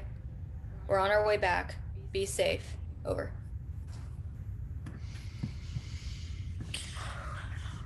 All right, Ed. We need to put up a barricade. If this thing is going to get inside, at least we're gonna give it one hell of a time. So let's try to put up a barricade as best as possible, and let's try to shake this ship out of here. Fucking go. And I'm gonna start, like moving crates, pushing things, trying to barricade as much as possible. I was gonna say I want to go into a couple of the like lower chambers and make sure that just double check real quick that like with them banging on things that they didn't fuck up any parts of the exterior of the ship that would make it unfunctionable on the inside for us to make sure that we can get out. Make me a... I'll give you an option, either an observation or a heavy machinery. Heavy machinery. Because I get 8. 1, 2, 3, 4, 5. Okay. That's 1, 2 successes. Okay, and no one's on your stress die. And no one, I only rolled 1 stress die, Yeah, correct? you only have 1. Yeah, that's fine. Yep, no. Yeah, okay. Yep. So, taking a look around on the ship and at the hull walls in these lower levels, all looks fine, apart from one section of the hull where it appears the metal is slowly corroding from the outside. Spider, we have a problem in the lower deck. Something's corroding a hole into the side of the ship. Whiskey Tango Foxtrot, can you repeat that one more time? Something is corroding the wall. It looks like it's bubbling away. I've never heard of that before. Cap, have you heard about that? You said bubbling? Corrosive material? Yeah, like it's eating away at the metal. And they're gonna kind of glance outside where the figure was and kind of seeing like sort of dissolving. Yeah, Does it appear? After this bit of time that's passed, there is now visible holes in the floor where the metal has been corroded away. Okay, be aware the creatures themselves are causing this. Over. And I don't say anything in response. I'm going to take anything from this area that I can and start to barricade this section or barricade it off. Anything that I can do to potentially like keep it contained. Yeah, if need be. I'm hustling to the cockpit. I'm gonna start trying to pull the ship away. Okay. One thing, Ed, you will know is with this corroding on the side of the ship, it will diminish the hull integrity, and if you go out into the void of space, it will rip the ship apart. Yeah, she recognizes that. Oh, fuck. Is there anything in the immediate vicinity that I could use to maybe remedy this very quickly? Like a shitty patch job? I mean, yeah, you could quickly run to like your little maintenance kind of area, which isn't far from this location, and grab a blowtorch, look for a piece of scrap metal, and throw it on the wall and try and patchwork it very quickly. Okay. Spider, if you need me, just let me know. I'm gonna try and patch up this hole really quickly, because if we go into space, yeah, no. Hold it off. Give me a couple minutes. Roger that. And I will do what I need to do to gain the materials to start getting something to fix over that. No problem. Okay, so while you're patching that up, everyone upstairs. You don't hear any more sounds. You don't hear any more creatures. You don't hear any more announcements of breaches. You do see that the floor appears to be melting away where this creature, the parts of this creature lay. And Norman is currently on the floor. He appears to be alive. He is badly injured. I guess I'll go take a look at him. Mr. Garrett, buddy, how you feeling there, sir? And just for a clarity, with the explosion, I'm assuming shrapnel, but I'm also assuming any of that liquid got on me at all, or just I'm completely okay Let me just check. from that perspective. No, luckily you didn't get any of the creature's fluids on you. You do have a couple grazes from shrapnel, and you're partially deafened due to the sound of the blast.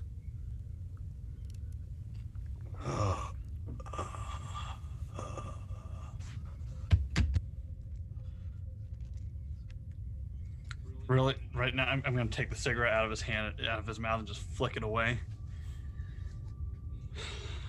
All right, hold still, buddy. Pull out a syringe and jam it into him. Just start trying to do what I can to patch him up. Yeah. Make me a medical aid check. Medical aid.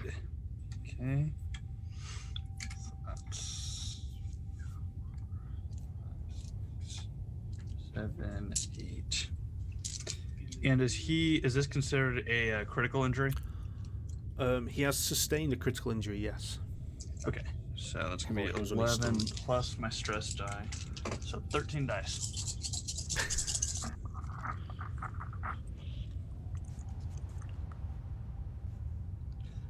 Wow, 1 success. Oh. Only you could Holy roll badly. Okay, so you managed to patch him up enough. Norman, you now have 1 health point level, 1 level of health regained. He's managed to kind of remove a couple pieces of shrapnel, tape up some injuries and stem a bit of bleeding, and you're worse for wear but mobile. We need to get back to the ship. Yeah, don't get your hopes up for that. There's another one there. Let's go. And I go along with our doctor. Okay. Gentlemen. Sorry. Do you want me to take point, or would you like to keep me in the back? I'll go ahead and take point. If you can keep our 6. All right.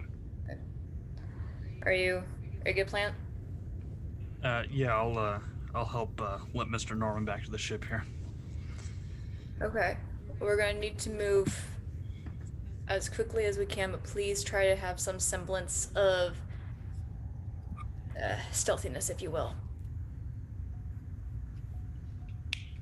Okay. Sure thing, Captain.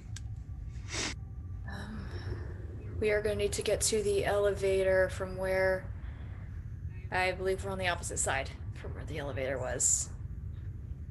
I think it might be better if we try and take some passages. There. I'd rather not be in a metal box when we got things that can corrode metal. Okay. In which case, move forward. Try to keep an eye out for any type of stairway up well, okay? Roger. And let's start moving out. Okay, so you start making your way round the corridor looking for one of the service hatches, which will give you access to a mixture of small stairwells, ladder access between levels, and so on, and some ventilation areas that you can move through at a crouch. The closest one is where the elevators are. Luckily, it's not on the other side of this spherical corridor. It's only a couple. It's when you continued past room 17 and got to room 20. That's when you reached it. So it's only a short walk that way, back to the start of this corridor. And there is a service hatch on the wall next to the elevators, about 1.5 foot in height from the floor. And it's a two-handle panel. You pop the handles, pull the panel off, and then you've got a crawl space that goes in about 10 foot, and then you've got the option of a ladder up and down at this point. Okay. So having been moving forward with her weapon at the ready, she's gonna hold a hand up. Then indicate location of the service hatch. Do we hear anything going on around us? Anything following us? Not currently.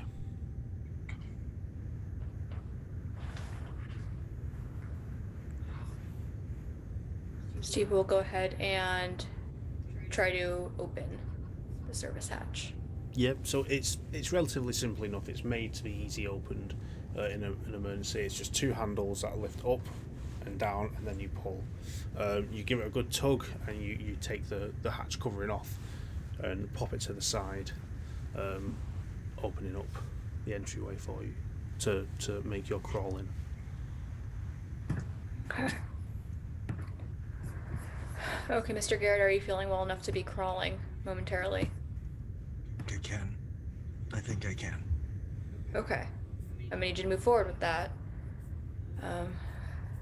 Graves, are you good to continue? Yeah. Okay. In which case, Steve, you'll move forward in first. Okay. So you make your Plan way is into the going crawl to, space. You said Sorry, just Clint, were you saying something? Oh, I was just gonna say, as everybody's moving in, Plant's gonna pop a dose of Never Sleep. okay. Up your stress level by 1. Will do. As you take your pet pills and get on edge.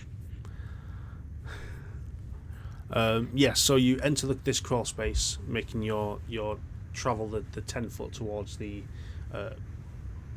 ladder at the end, which is when you get to the end, it's a ladder with a kind of 1.5 by 1.5 opening that you can crawl up or down. You make your way in one after another, with Samson at the back. As you step into the service tunnel, Samson, from back down the corridor, you hear the sound of glass shattering. And then you hear it again. And then you hear it again.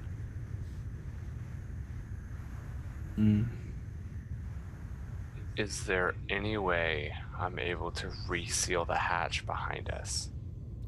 Or is it... You can have a go. Make me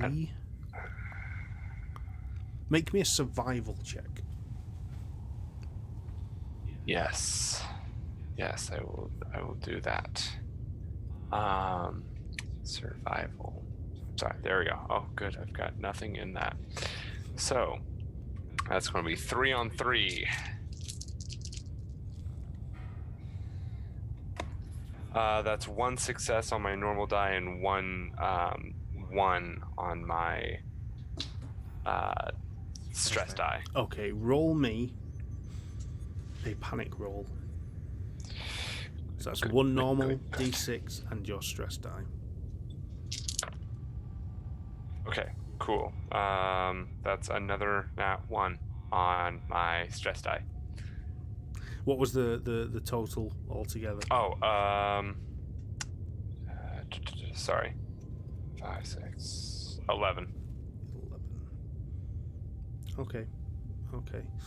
Roll me another panic roll, just quickly. Increasing my stress level? No, keep it the same. Okay. Panic. Okay. Another nat 1 on my stress, but also a 6 on my stress, totaling 13. 13. Okay. You try to shut the hatch behind you, hearing the glass shattering and not 100% knowing what it is. You slam the hatch shut, give it a good tug, and then turn around and book it towards the rest of the group and just kind of ignore behind you and run in a fleeing motion. You think you shut the hatch. Okay. All right. I'm going after the party.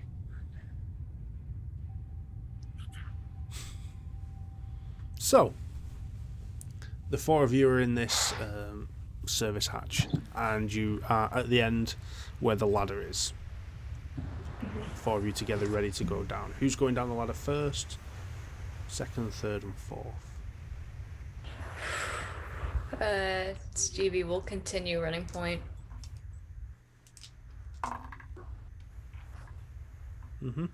Who's second? I will follow second, and that way I can kind of help Norman Garrett down as well.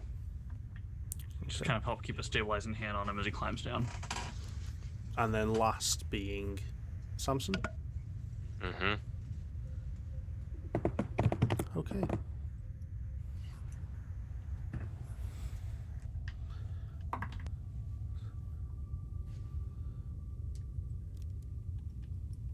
So, you start making your way down this ladder to level 6, making your way slowly down to level 12.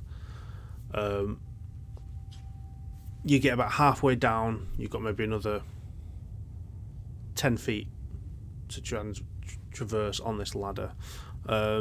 You hear a thud above you as the hatch falls open. And then you kind of pause for a second and then keep going. And then you hear a...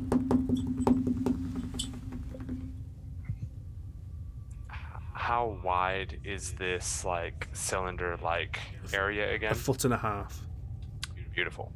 I'd like to keep my feet on the rungs of the ladder and then lean my back against the other side and hold my pulse rifle upward. Okay. And have that flashlight pointed straight up. Okay, you do. You continue down. Can you, Samson, please make me an observation roll? Of course I can.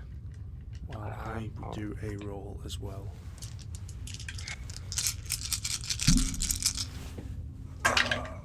Cocked. Okay. Cocked. Damn. That will be 2 natural ones on my stress dice, 1 natural 1 on my normal dice, and then 2 6s on my normal dice. Okay. Well, I rolled 8 dice and got 4 6s, so...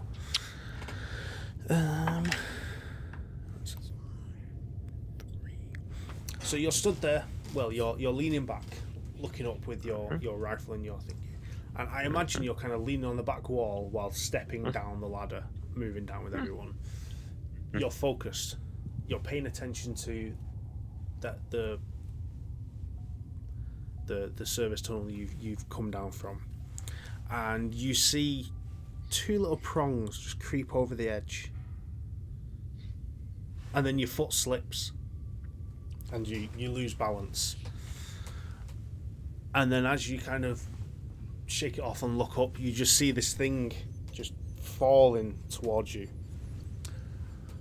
and it hits you on the chest and whips its tail round. Now I need to make another roll. I didn't think I'd be rolling this much. Yeah. It's been a while since I've had a hug. It whips its tail round in an attempt to choke you. And you take 1 point of damage as this thing starts to dig its tail into your neck. But this thing is like flailing around here. Sam, You guys gotta move now. And I'd like to try and pull the knife from my chest. If I would like to assume that my pulse rifle has a sling to it, that I can just let go of it so I can grab this knife and try and just stab this mother effer. Make me a mobility check.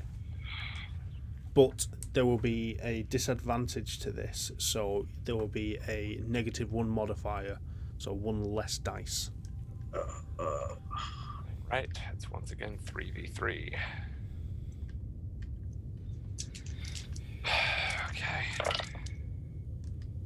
Okay.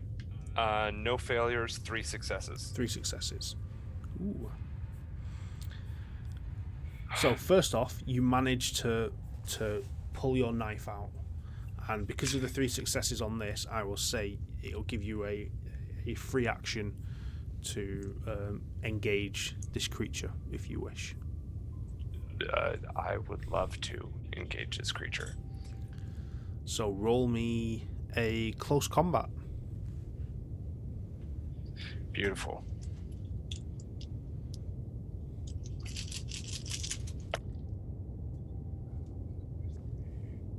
Okay. 2 failures on my normal dice. Wow, and only 1 success. You got 1 success, which is a success. Ah, beautiful. You only need the 1. So I will say, because of your proximity, you do 2 points of damage with your knife, which is enough. As you kind of grab this knife and this thing's flailing here, you manage to kind of get it underneath where it's strangling you, and you just wrench it forward, cutting the thing's tail off and slicing into this creature, which then kind of limply drops and falls down the shaft past Norman, Stevie, and Joshua. We gotta keep moving. I could have sworn I saw another one. Very good, Graves.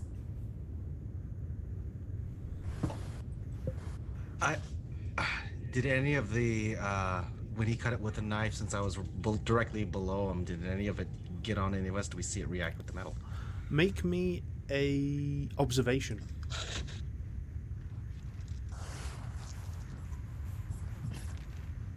Oh, I gotta roll my stress test too. Sorry, let me roll 5, 6, and then 3. Okay. Ooh, 2 successes. 2 successes. Okay. As he cuts it away from himself, you see that some of this creature's blood does splatter on the side wall of the shaft, and you do see it start to corrode away the metalwork on the wall. But the creature itself drops down the shaft. Take note of it, and I'm gonna start. Can we move a little faster?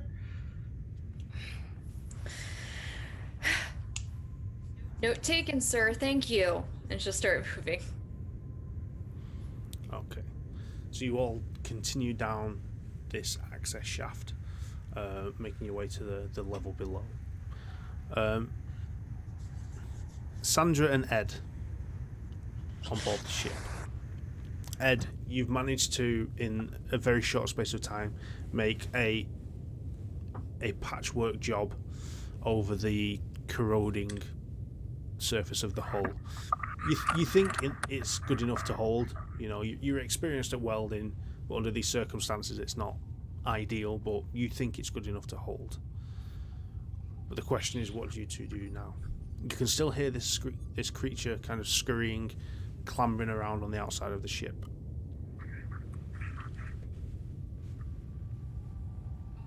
Yeah, when I'm done, I will run back up to the cockpit where Spider is and just kind of assess what's going on up there.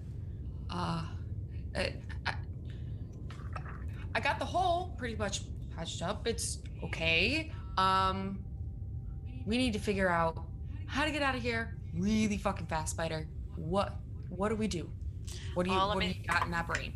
Well, let me see if I can disengage from these locks. I'm gonna go ahead and power up thrusters and see if I can start getting away from the lock on the hangar.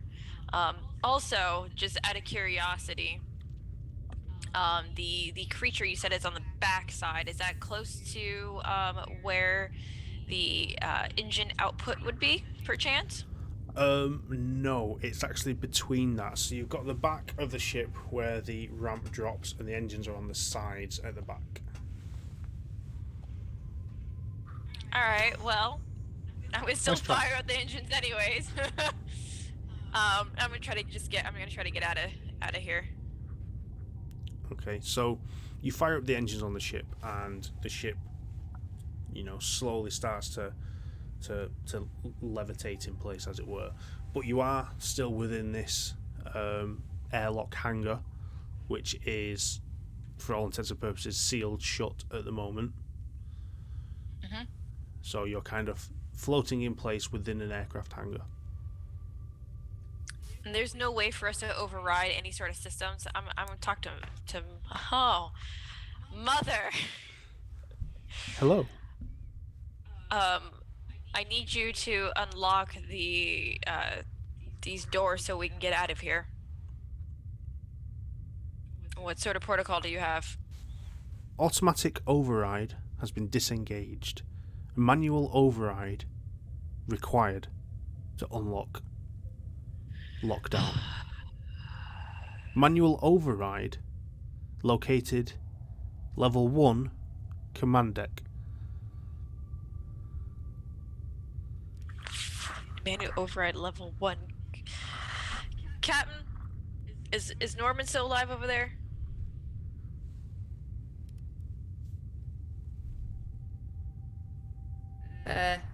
Yes, Spider, for the time being, he is. Over. We need a manual override here on level 1. I'm not sure if you guys have any sort of access code. If you do, that'd be much helpful so that we don't have to leave the ship and die. One moment. And as she's climbing, she's going to be saying to Mr. Garrett, Garrett, Spider's trying to handle the process for leaving. It's indicating a manual override is necessary. Do you have any type of code for me to pass along? No, there's no. There's nothing that Mother 6000 needs a manual override. You'll have to do it yourself. Are you freaking kidding me? Level 1, and she will they'll relay this information to Spider. Okay. So we have to go get it ourselves. That's what I'm hearing. Affirmative. And do we have an idea? You said we were at a level 6 or coming up to level 6. Is that correct?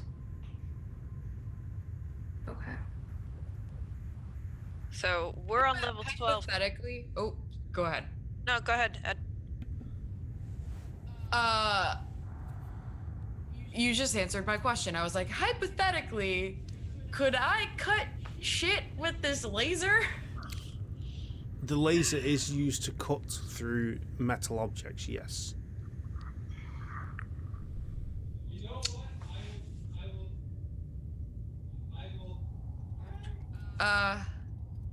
Spider, I have a way to fix this, and it ain't gonna be pretty. What are you suggesting? I suggest I go out there and cut the bunk headlocks. You all can get out. But Are you insane? It's the only way. What are they? They're trying to get out. We can't send them back up. I have the only thing strapped to my body to get us out. Ed, I can't send you out there in good conscience. But I have to. I don't have a choice. None of us have a choice. It's either we all die or one or a few of us die. No, we all have choices. We can think through this, Ed. You can't go out there right now. You have no idea what you're up against. No, we don't. Ed, as your commanding officer on here, I'm telling you not to go out there. But Spider, it's a risk, and I gotta take it. I didn't get to where I am now without it. It's the only reason why I'm still a part of the crew. Ed, you're not gonna be a part of the crew if you go out there. It's fine. Nah, I'll come back. I'll come back. I cut the locks. I come back. Yeah. That's as simple as I can make it. I mean, I'm not willing to fucking just sit here like a bump on a log. Like, I have to do something. You know me, I'm constantly doing shit, and right now we're sitting and I feel weird. Ed, I can't let you do this. This is why I'm not a fucking captain. You just said this. We all have choices. I'm making a choice to save all your asses, so you best not fucking waste that. That's all I can give. That's all I've got. I can't stop you. You're obviously too far away, and by the time I leave the cockpit, you're already going to be out there, so.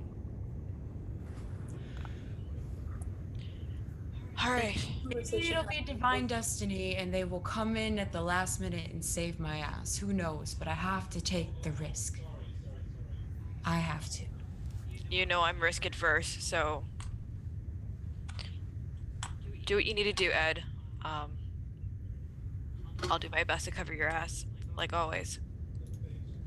And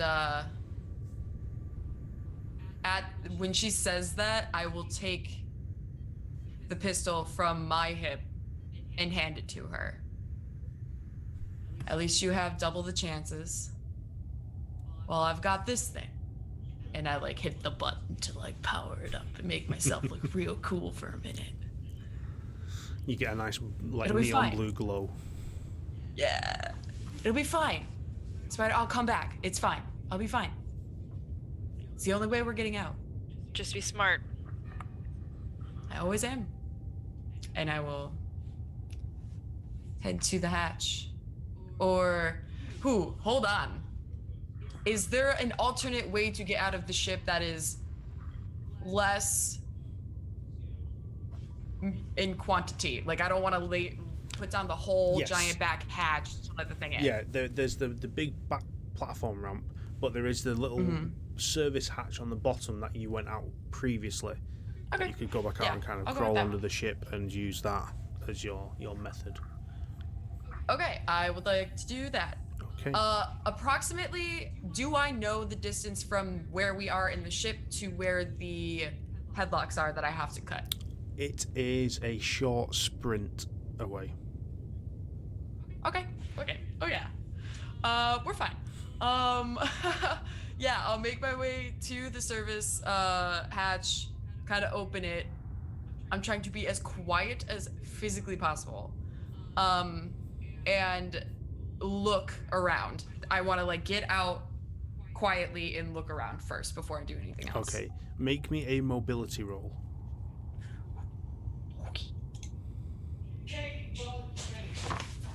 Okay. Oh. That is no successes. Okay. That's fine. So, you head out of the hatch, and you kind of take a second to peer around. You don't see anything. You don't hear anything. Okay. And I'm gonna make a run for the headlock. I'm just gonna fucking say okay and Okay. bust at it. So, to unlock this big bulkhead hangar door, there are 2 locks you need to cut through. One on either end of this bulkhead. So it's a short sprint to the first one to cut it, a longer sprint to the second one to cut it, and then a sprint back to the ship to do that. Okay. Okay? So, Yeah. Okay. so you sprint to the first lock. You just kind of head down, run as quietly as possible. And you get to the lock. So what I'm going to want from you is a heavy machinery roll to engage the lock, but not yet. Okay. The 4 of you making your way down the service tunnels, I need a group mobility check from the 4 of you. So what that means is whoever's got the best at mobility will roll for the group. I've got a 4, I got 2. Yeah, I ain't good at that. but I've also got 3 stress dice. Same.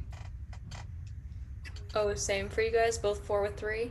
Yeah, so this would let me roll 9 total. Ooh, those. If you're willing to make the risk, they also count as successes. So. Mm-hmm. All right, I'll try it.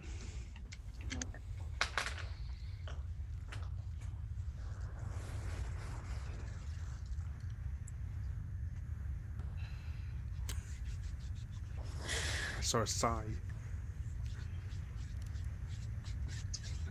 2 successes on my stress die, Okay.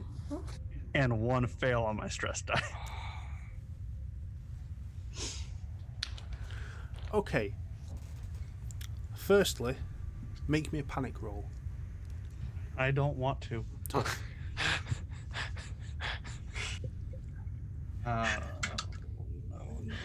Oh gosh. Okay, sorry. Panic roll. I don't know why I'm totally blanking again. One base die and your stress die. Add it all together. That's right.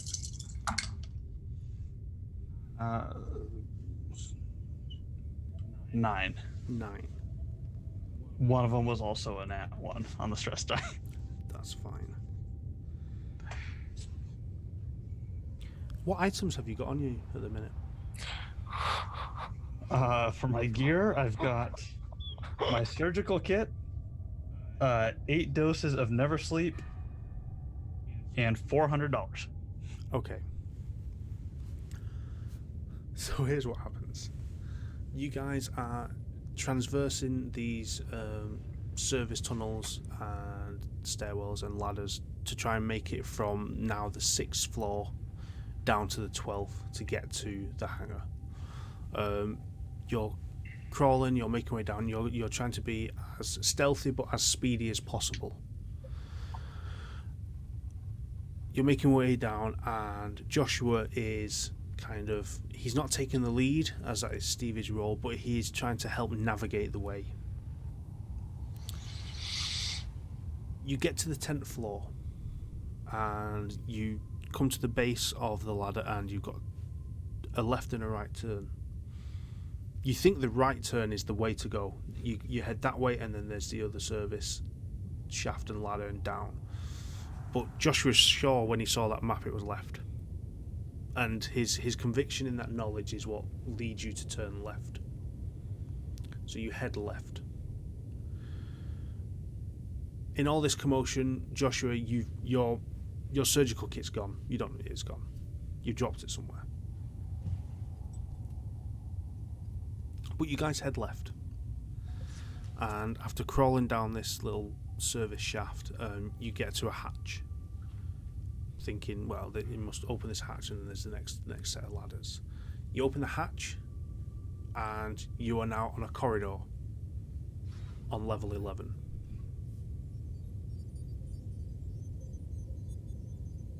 Okay, slight miscalculation. We still have 1 level to go. Yes, but we're closer, aren't we? Yeah, close only counts in horseshoes, dipshit. Anyways, Spider. How's it going over there? It's not. It's not going great. Ed went outside to go cut some doors down. How close are you, Cap? To cut some doors down, we're 1 level away. Yeah. We either had to go together to level 1 to get the manual override like you suggested, or she decided to go use the fire thing to cut the doors down. The laser? Yeah, the laser, yeah. You realize what that's gonna do? Ed, can you hear me?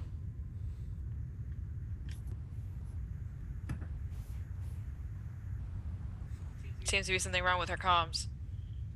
Not really. Sorry. Ed, are you there? I'm here. Can't talk. Really busy. Okay. Ed, get back inside. This is a command. I'm just gonna continue working. I don't say anything. Make that heavy machinery roll.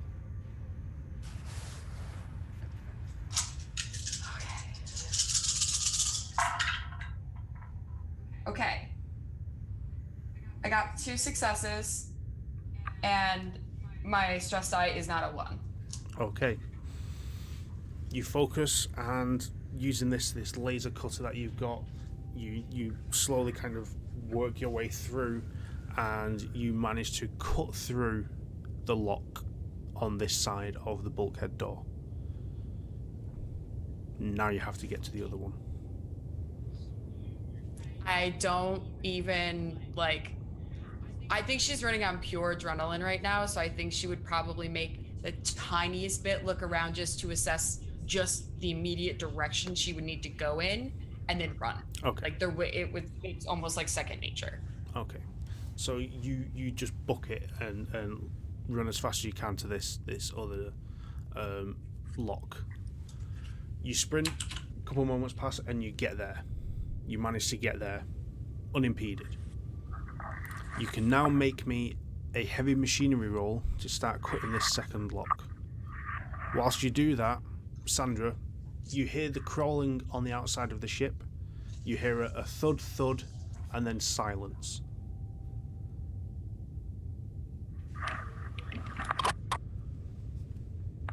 Alright, I'm gonna close the cockpit door behind me so that I'm locked into the cockpit. Okay. The other 4 of you. You are now on level 11. Taking a cursory glance round, you see that there is a mixture of signage on this level. It appears to be an admin level for where cargo comes in on the 12th, moves up to the 11th where it is checked in through admin, and then moved around the station.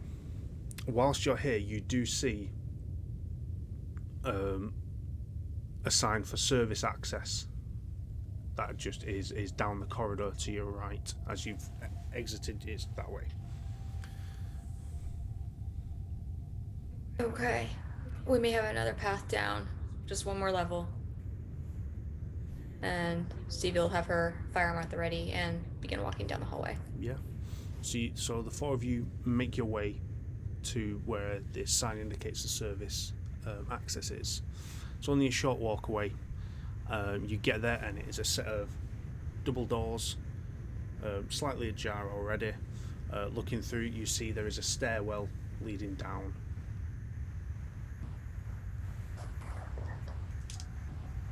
Do you make your way? Is it like a curving stairwell? Is it a zigzag stairwell? It's almost a square, so straight, right angle, back down. Gotcha. Okay.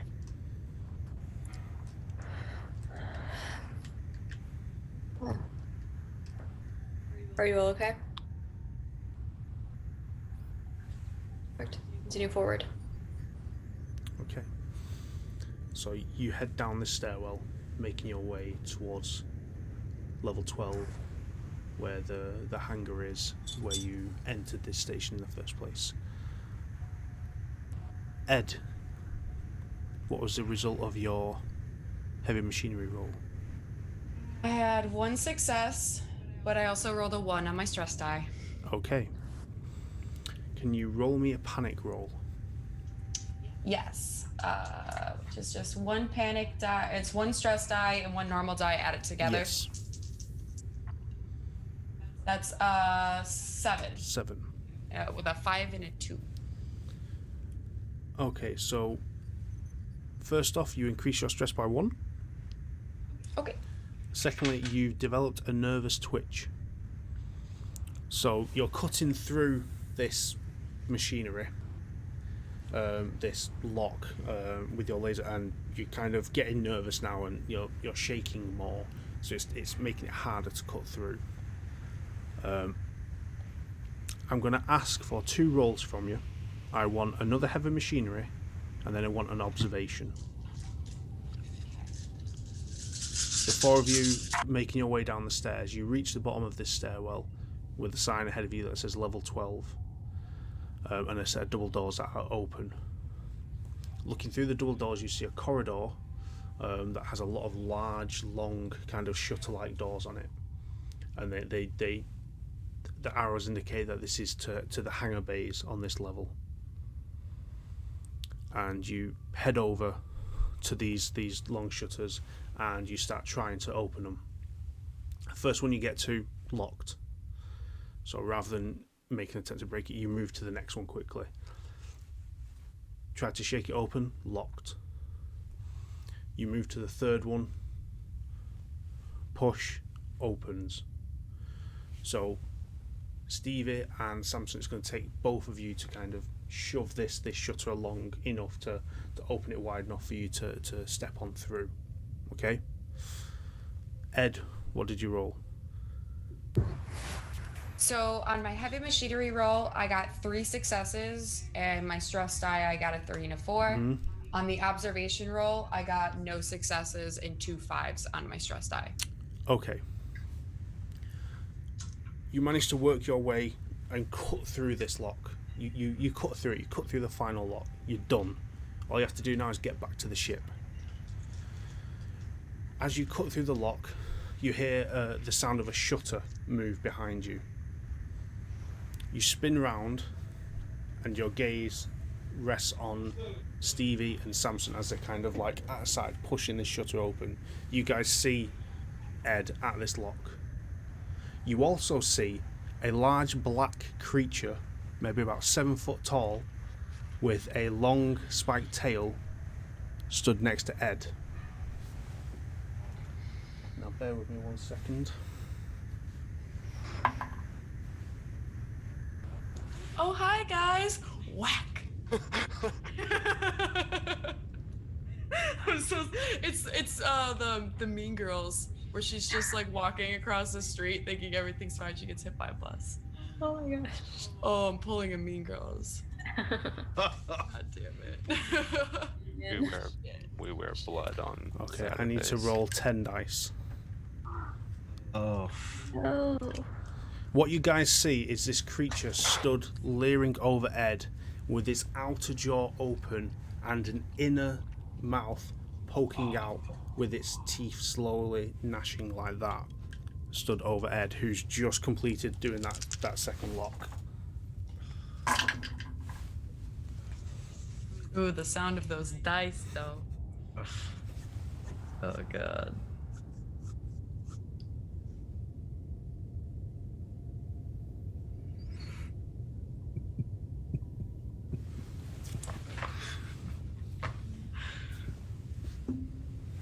Oh, I'm so dead. That face. Yeah, I'm so dead. Oh, Is he I'm taking so a dead. picture or looking Yeah. stuff up? That was a Yeah. picture. Either a shitload of successes it's a or no picture. successes. It's yeah. Out of 10 dice. 10 base dice I just rolled. This thing lays over you, and its outer jaw open, its inner jaw spurts forward at your head. But because you had turned to look at your friends, it misses within millimeters of your skull. I didn't roll a single fucking success on 10 dice. Not a single one. Okay. So, let's just assess the situation. This creature has just attempted to bash in your skull, which would have been instant death, by the way, if I had rolled at least one success. Oh yeah. I didn't. Oh shit. So okay. this creature is now leering over you. For you to run away, it will attack again. But you are stood in front of it.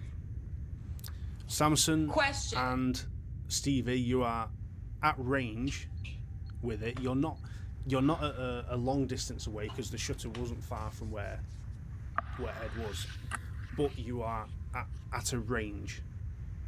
Okay, so you potentially could make an attack. Ed, you're stood right there. Now I need you to make me a mobility roll, and I'm going to oppose that. Okay, that was my question. Can I, while I am running past it, kind of try and slice at it with the laser, since it is like a saw almost, it seems? What I will say is you're not in a position to run. It would be an action to retreat. You can attempt to attack it where you are with the laser. Yeah. But I want you to I'm roll. gonna try to get it away from me. I want you to roll a mobility check Okay, so that's against its observation. okay. Okay, 1, 2, 3.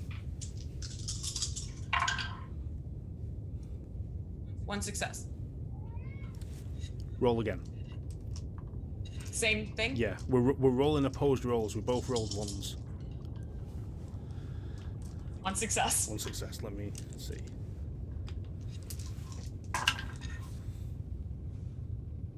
One success. Fuck. Again. This is getting tense, guys.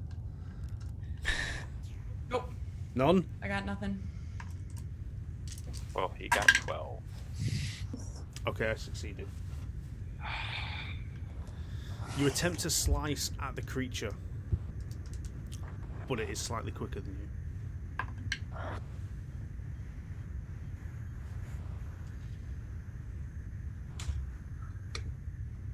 And it is going to attempt to grapple you with its tail. Now I have to Of roll. course it is. I have to roll 12 dice now. Jesus.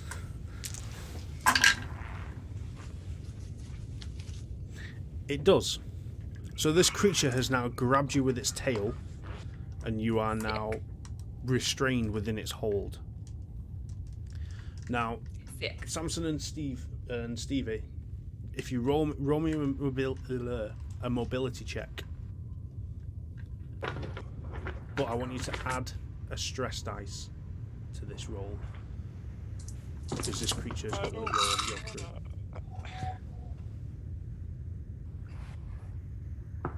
Two successes. One of them was on the stress die. Okay.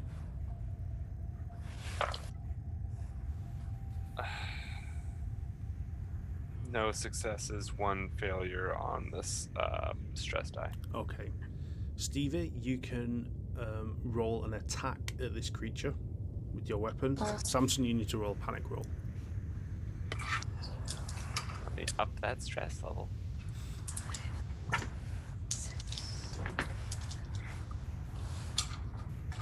And we include our stress die Yes. in this? Okay. It's 8 dice. No failures, but no successes. What was the total, though? 15. 15. Okay. Stevie?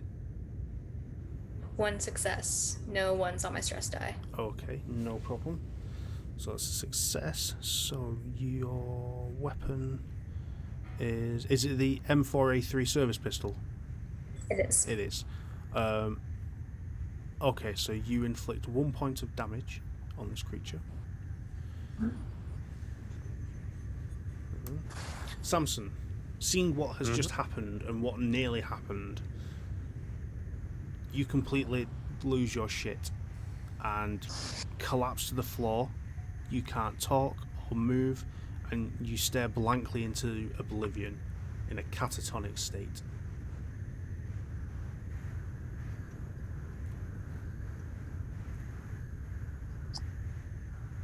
Yep. We're gonna die. We're all gonna fucking die. The rest of you, Sandra, Spider Cortez, you're in the cockpit. You're in a position to witness what has happened.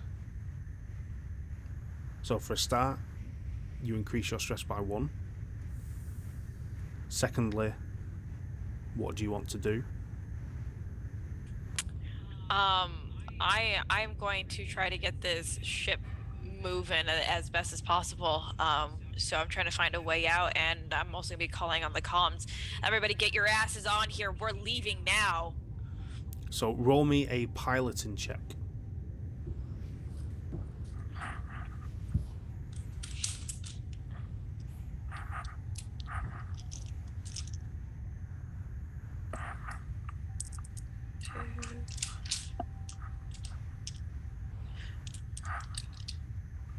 So that's piloting plus my agility. Am I correct? Yes. Just make sure I have the correct amount of dice. And your stress die.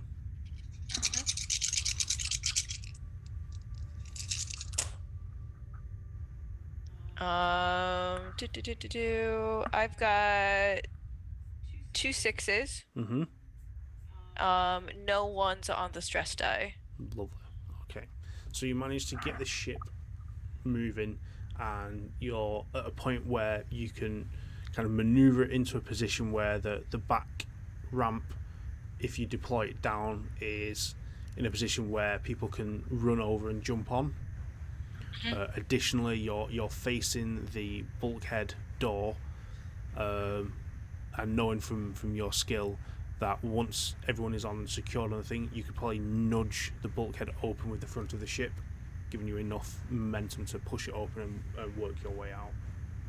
Yep, I'm doing all of that. Okay, so whilst you get that into position, we have Joshua and Norman. You've witnessed everything that's just happened. Is there anything you want to do? We currently have this creature holding Ed wrapped in its tail in front of it. Samson has just dropped to the ground, grabbed his knees, and started kind of just shaking back and forth. Stevie has their gun trained on this creature, about to take another shot. What do you guys want to do? Well, Ed is my fucking buddy. So, do I see Samson's knife on his trousers? You do. You can see where his knife is, and you can see his pulse rifle on the floor next to him as well.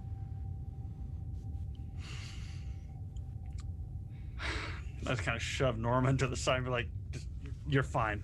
And I'm going to run over and grab his pulse rifle. I'm going to point at this creature. I'm just going to try to get as close as I can and just start firing. Okay. So, first off, you're going to get as close as you can, you say? Yeah, because I've got no ranged combat, so I want to try to make this as easy as I can. Okay, so first off, make me a mobility check. Okay.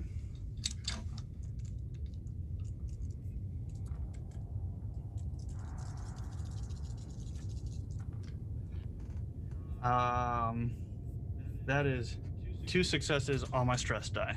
Wonderful. So what we'll say from that is that you're basically running at this creature with this pulse rifle. Now, I'm going to give you an option. This is probably going to be an easy option. This rifle has a full auto function. Do you want to go full auto? Yeah.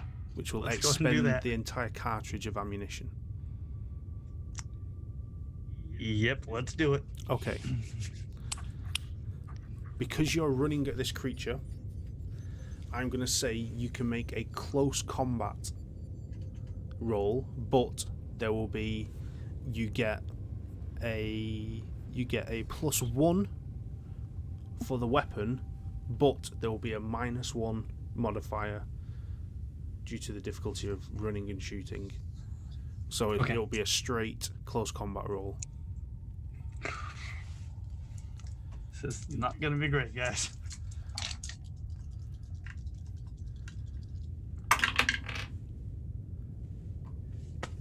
Two successes, no failures on the stress die. Okay. Ed, I need you to roll me a survival check. Oh, Jesus. Survival. Okay. Okay. That's 3 successes and no failures. Okay. Very nice. Hey.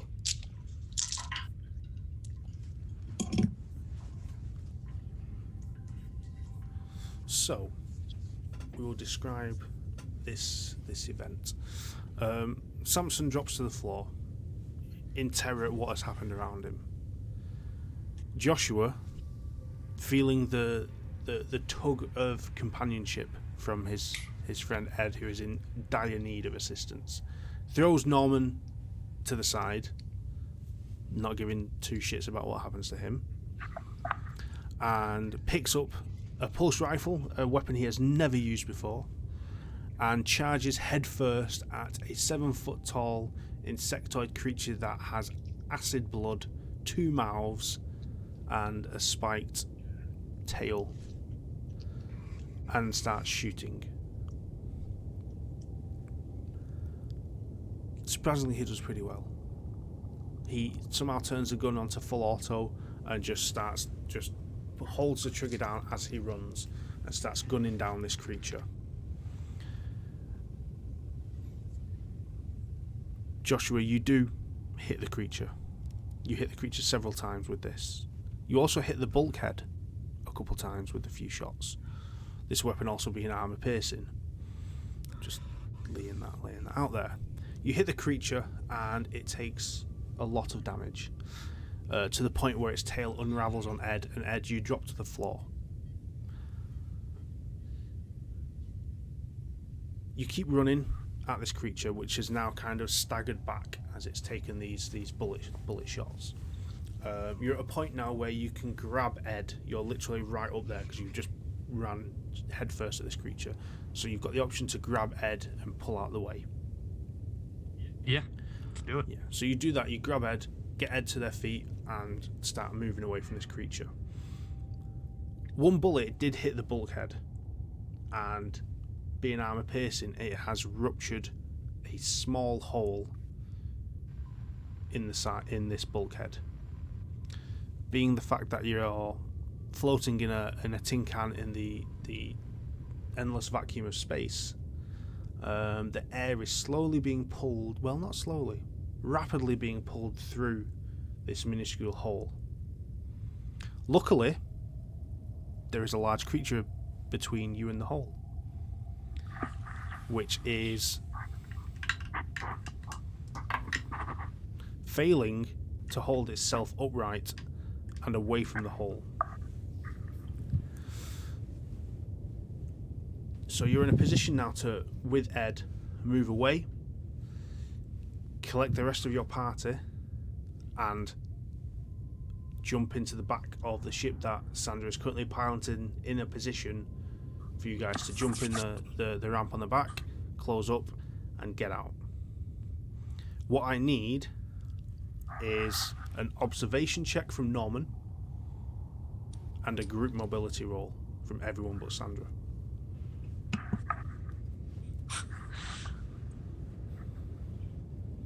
Dang, and I have good mobility too. Ooh. 3 successes. 3 successes. And who's rolling for us for the group mobility? I've got 9, but 3 of them are stress die.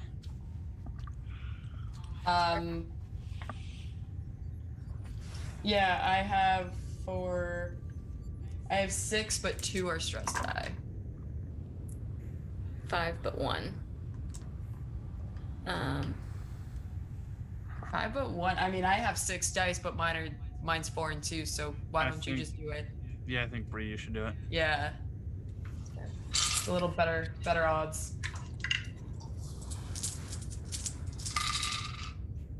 Two successes, and it's a 5 on the stress. Okay. Yes. You collect everyone together, picking Samson up off the floor and shaking him out of his catatonic state. You grab Norman, who's leaning on the side, still injured, and you, as a group, drag each other to the back of the ship, where Sandra has already lowered the ramp. You throw whoever needs to be thrown on and climb on yourselves, shouting as loudly through the ship as you can to close the ramp, in which Sandra hits that button as hard as she can and does. The ramp closes. As it does, you can see that there's a slight bit of tension on the ramp as it's trying to close, which is caused by the decompression of this hanger due to the hole. It does manage to close and secures itself shut and airtight.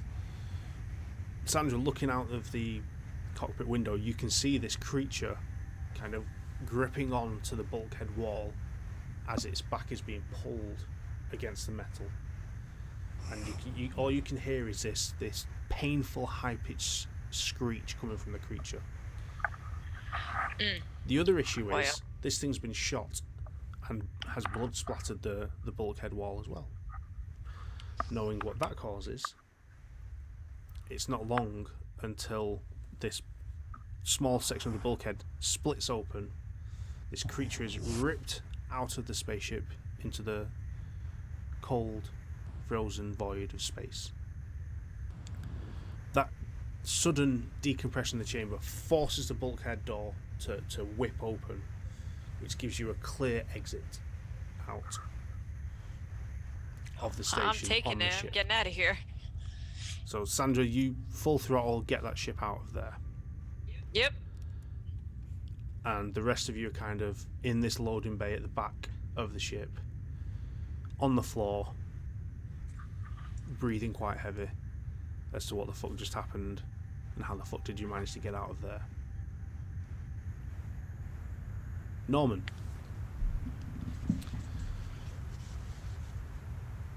As you were leaning against the side of the shutter prior to everyone coming to collect you,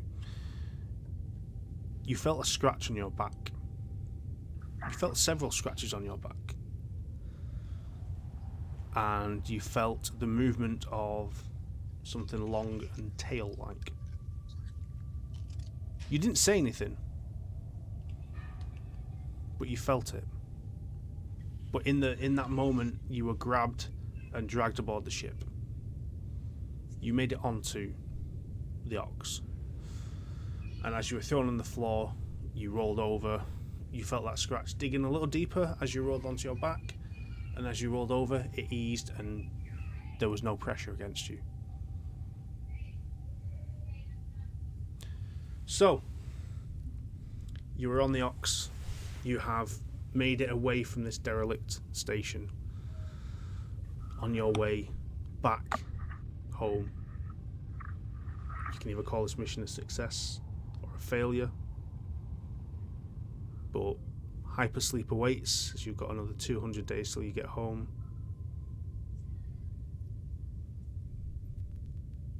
The 7 of you. And we will end it there with the 7 of you on board.